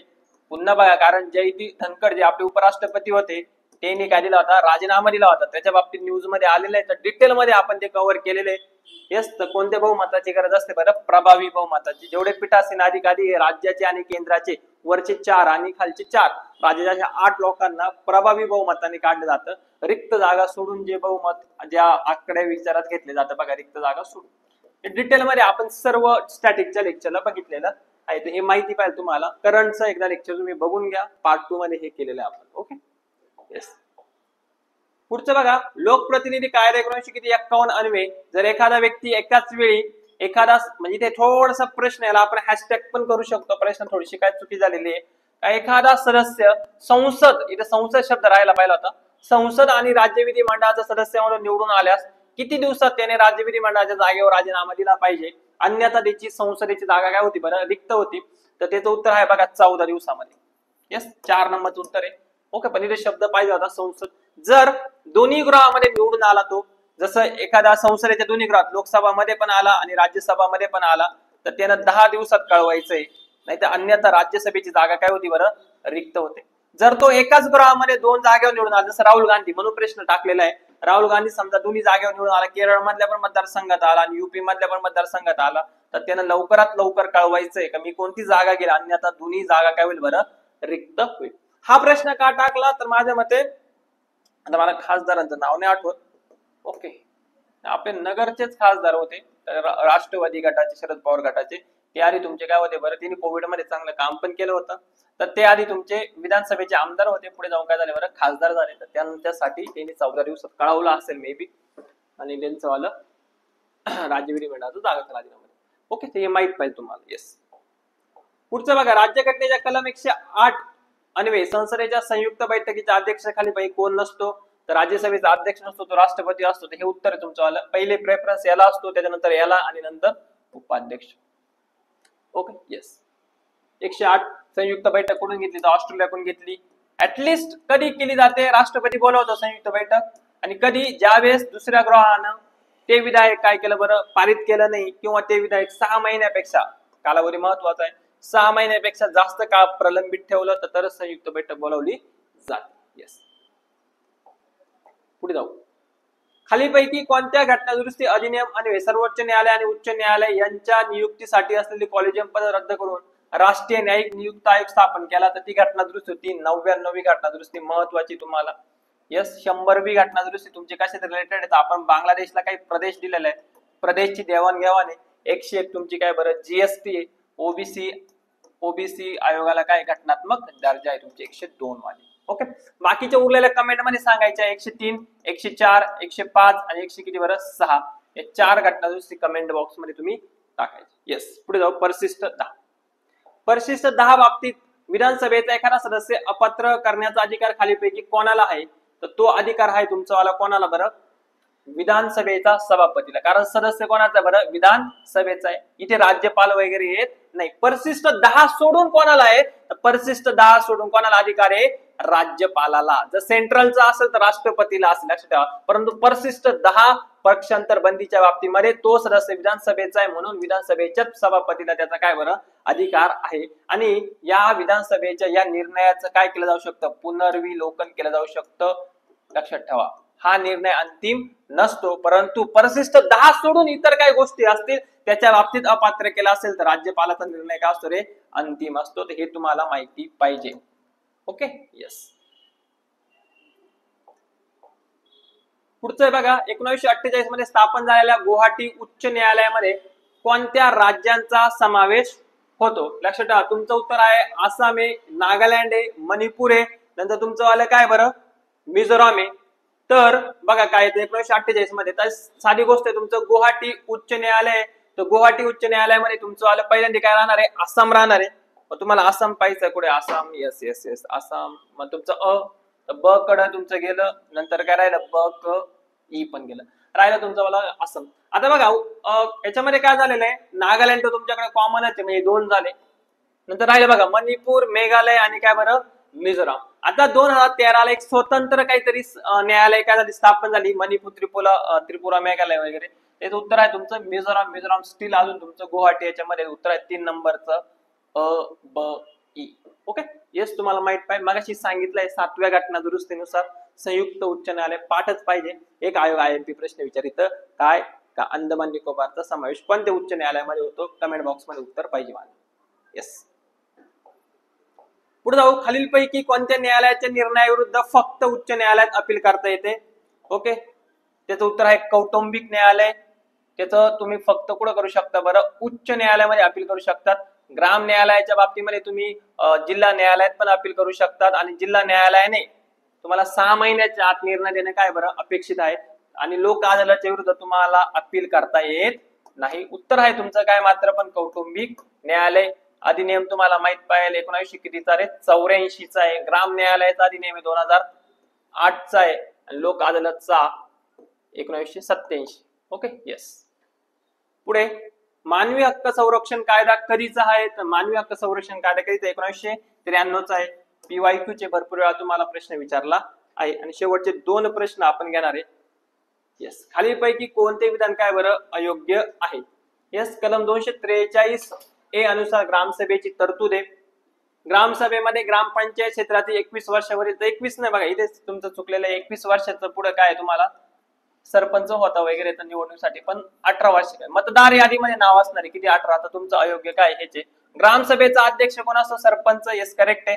ग्रामसभेच्या बैठका या तुमच्या घेतल्या जातात. येस, हे करेक्ट. महत्वाचं बघा, सरपंच समितीचे पदसिद्ध सचिव कोण असतं तुमचं, तर ते तुम्हाला माहित पाहिजे. त्याचे उत्तर काय बरं, विस्तार अधिकारी. लक्षात ठेवा, काय बरं, विस्तार अधिकारी. 3 नंबरचं आहे.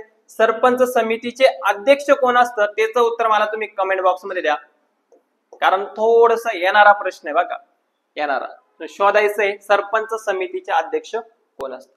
आणि शेवटचा प्रश्न आपण बघतोय बघा, ग्रामपंचायतीच्या ग्रामविकास समित्यांमध्ये किती सदस्य असतात, तर ग्रामपंचायतीच्या ग्रामविकास समित्यांमध्ये सदस्य असतात 12 ते 24. 7 ते 17 ही ग्रामपंचायतीमध्ये असणारे सदस्य, परंतु समित्यांमध्ये किती, 12 ते 24.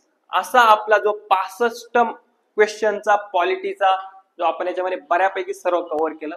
मी तुम्हाला सांगतो, तुम्ही आधी मी जे टाकलेले व्हिडिओ राजकीय घडामोडी प्लस आपली पॉलिटीचा पेपर जर तुम्ही बघितला, त्याच्या नोट्स काढल्या, त्याला रिव्हिजन केलं, तर तुमची पूर्ण पॉलिटीची काय होईल बरं, रिव्हिजन होईल. जसाही पॉलिटीचा ट्रेंड हा थोडासा इझी टू मॉडरेटच चालू आहे, अजून काय हार्ड लेवलला ते गेलेले नाहीये. तर ठीक आहे, आपण पुढचा जो पार्ट असेल याच्यामधला तुमचा वाला 65 नंतरचा करंट अफेअर आणि तुमचे काय मॅथ रिझनिंग, त्याचा आपण पार्ट 2 आणणार आहोत. तोपर्यंत तुम्ही 2 राजकीय घडामोडीचा पार्ट 1 पार्ट 2 आणि पॉलिटीला काय करायचं बरं, या पेपरचं एक्सप्लेनेशन व्यवस्थित बघायचं आहे. ठीक आहे, धन्यवाद.